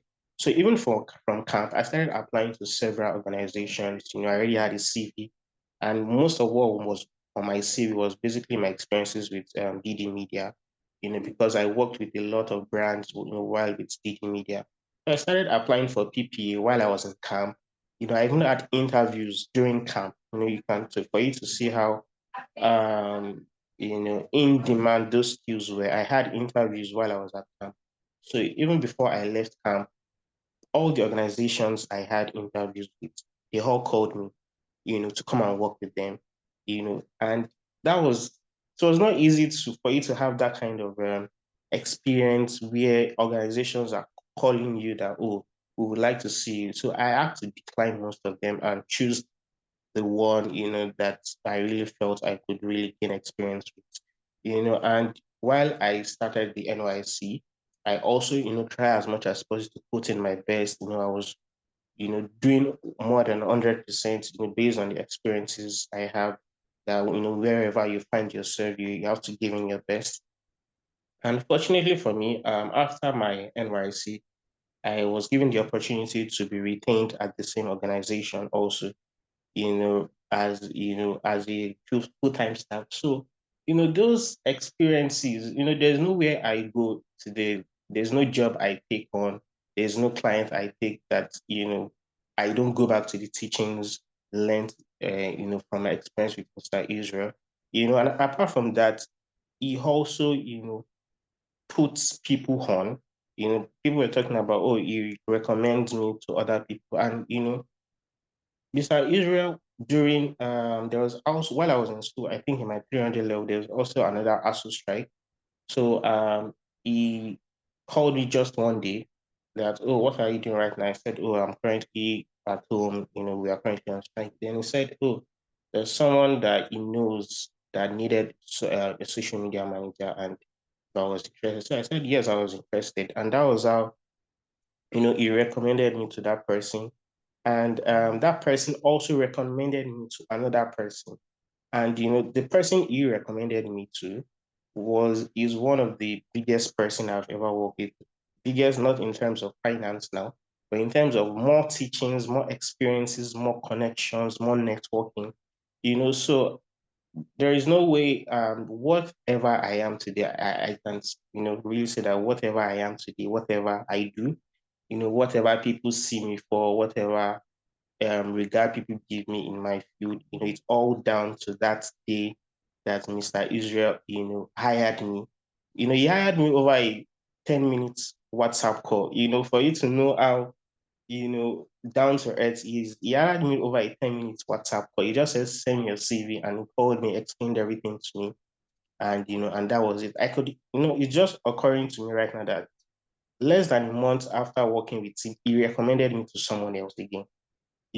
So he's just, someone that has that qualities. And that is why I'm very hopeful that, this book that is really, that he just wrote, it is going to be, people in this current climate, we are not used to reading. There's a proverb that says, if you want to hide something from an African man, you put it in a book, So um, I'm really hopeful, and I'm definitely going to refer this book to as many of my network contacts that I have, because I've not read the book, but I'm very sure that my real-time experience with the author, has really impacted me so far. So definitely the book, would really, really go far.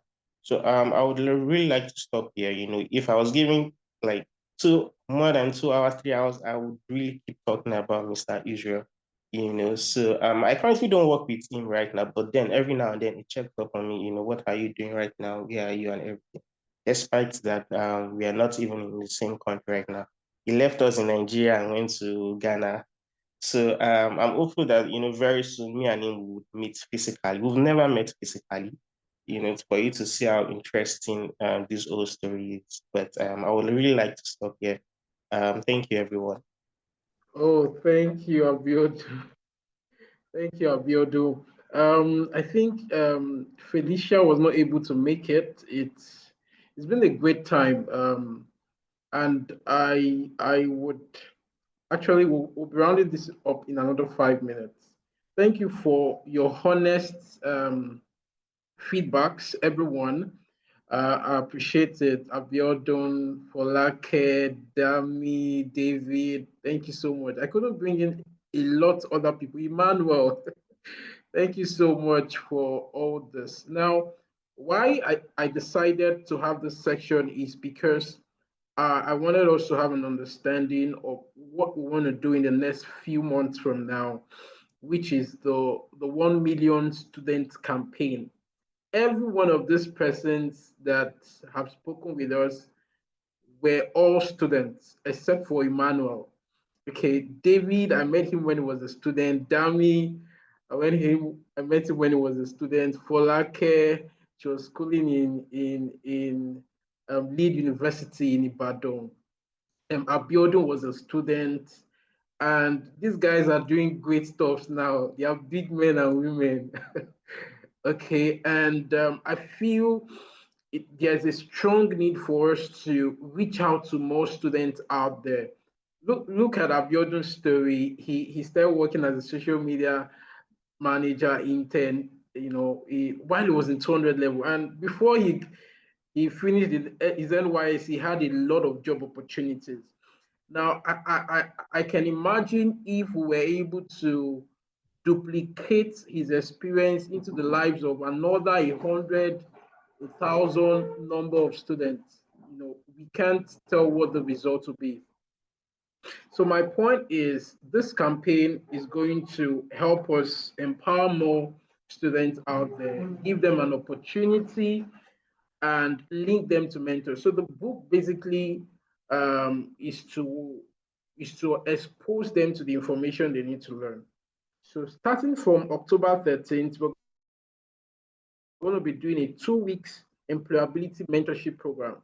More details will be out there by next week. And what we're doing is it's going to be a paid program, but it's going to be costing about 10,000 naira. So the 10,000 basically is giving them access to the book, and for everyone who will be interested in sponsoring a student, please let us know.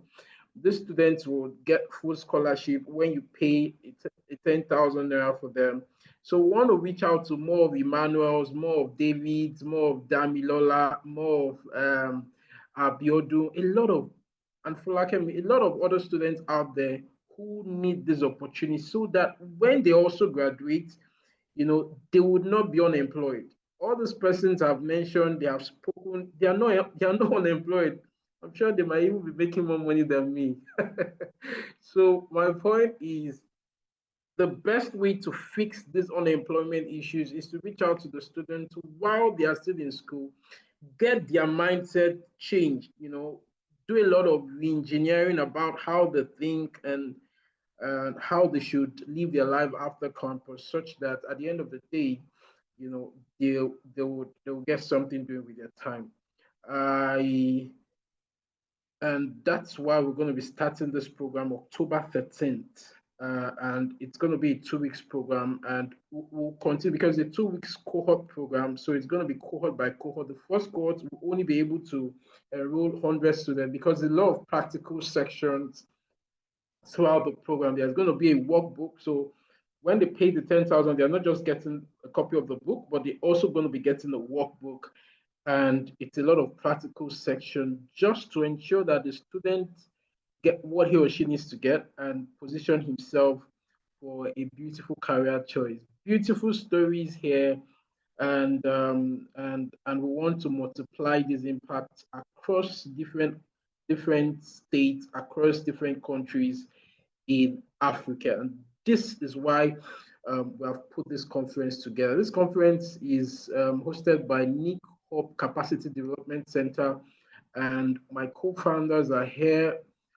Juliet is not able to join us because the country she is not is not giving her the opportunity to use some particular apps, so she's not able to join us. So I want to quickly welcome Nicholas and Esther to the call. While we round up the event, I want you to say one or two things about NICOP capacity development, and then we call it a day. Hi, Nicholas. Israel. Thank you so much. Let me see if I can show my face.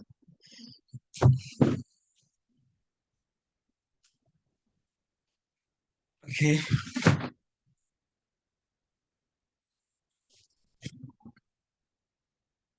Yeah.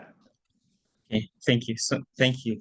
Hello guys, good afternoon everyone. Sorry, good evening everyone. It's been a very wonderful time listening to awesome presentation, and congratulations once again Israel on your book launch. Yeah, putting this off in 3 months, it's a rare sense of commitment. And one thing I love about Israel is all you just need to do is to get Israel believe in a cause.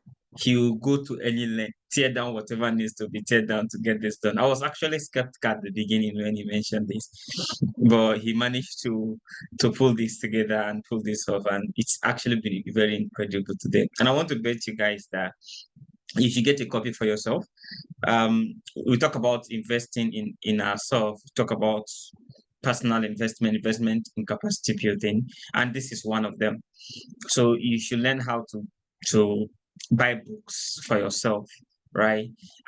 Personally, one thing that comes easy for me is buying books. I love to buy books for myself. I was telling my wife recently that when I'm feeling kind of bored and tired and I want to feel good, I just go online and buy books. and that's strange. So buy a book for yourself and then read this one. It's going to help you it's going to serve as a springboard for you beyond just your first job. It's a kind of reminder to at any given point of your life. It's not just your first job you need to apply this. At different phases of your life, you need to apply all that have been taught, all that have been created this evening.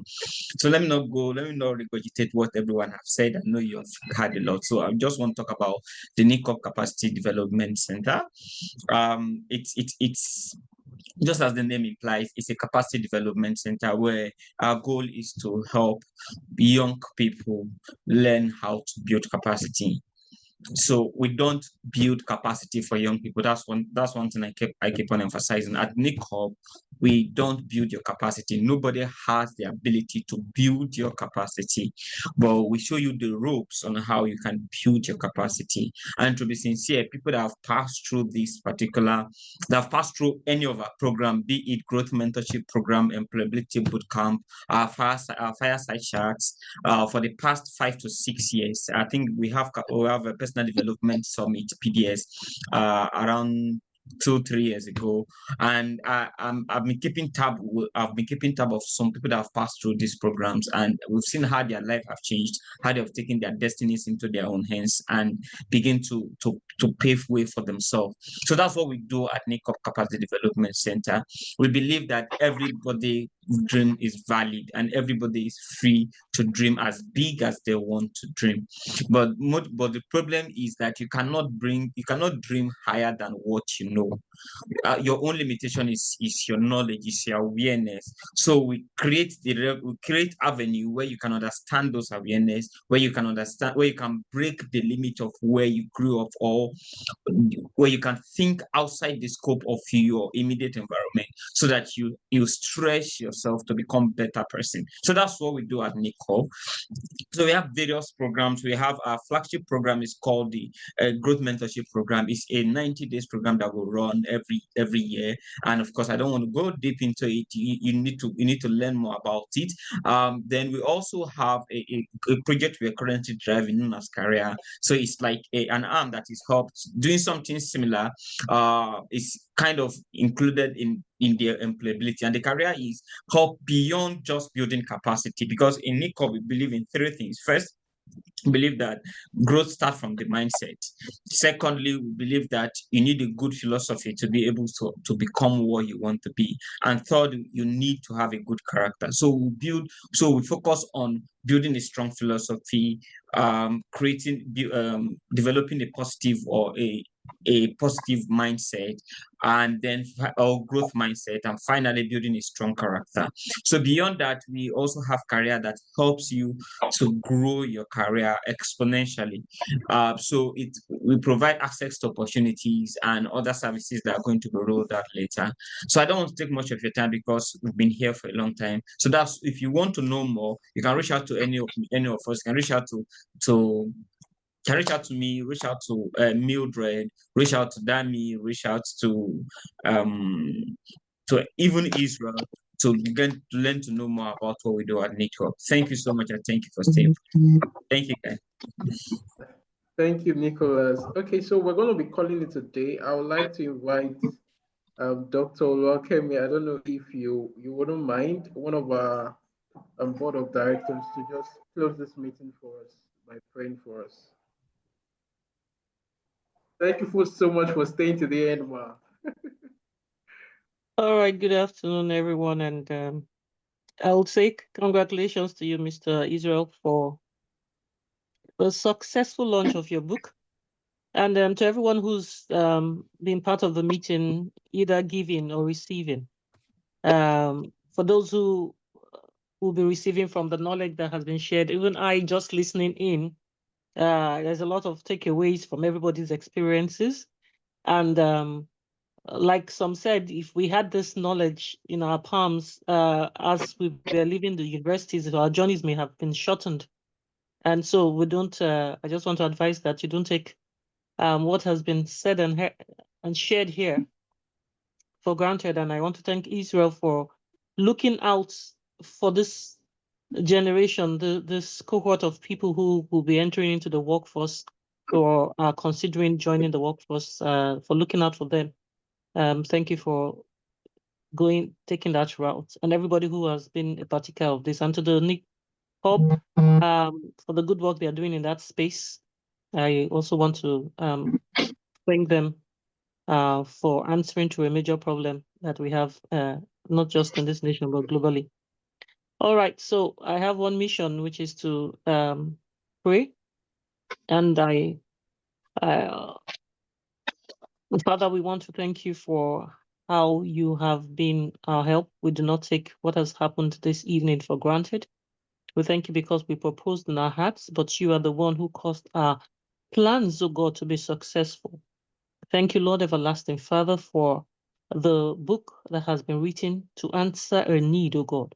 And we ask that as many that come in contact with that book, that Lord everlasting Father, there is a shift, a transformation of the mind and a shift of the mind, oh God.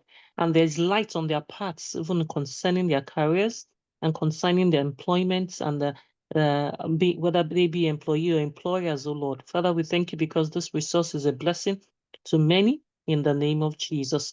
Thank you for everyone who is seeking direction. We thank you because they receive direction, oh God, everlasting King of glory.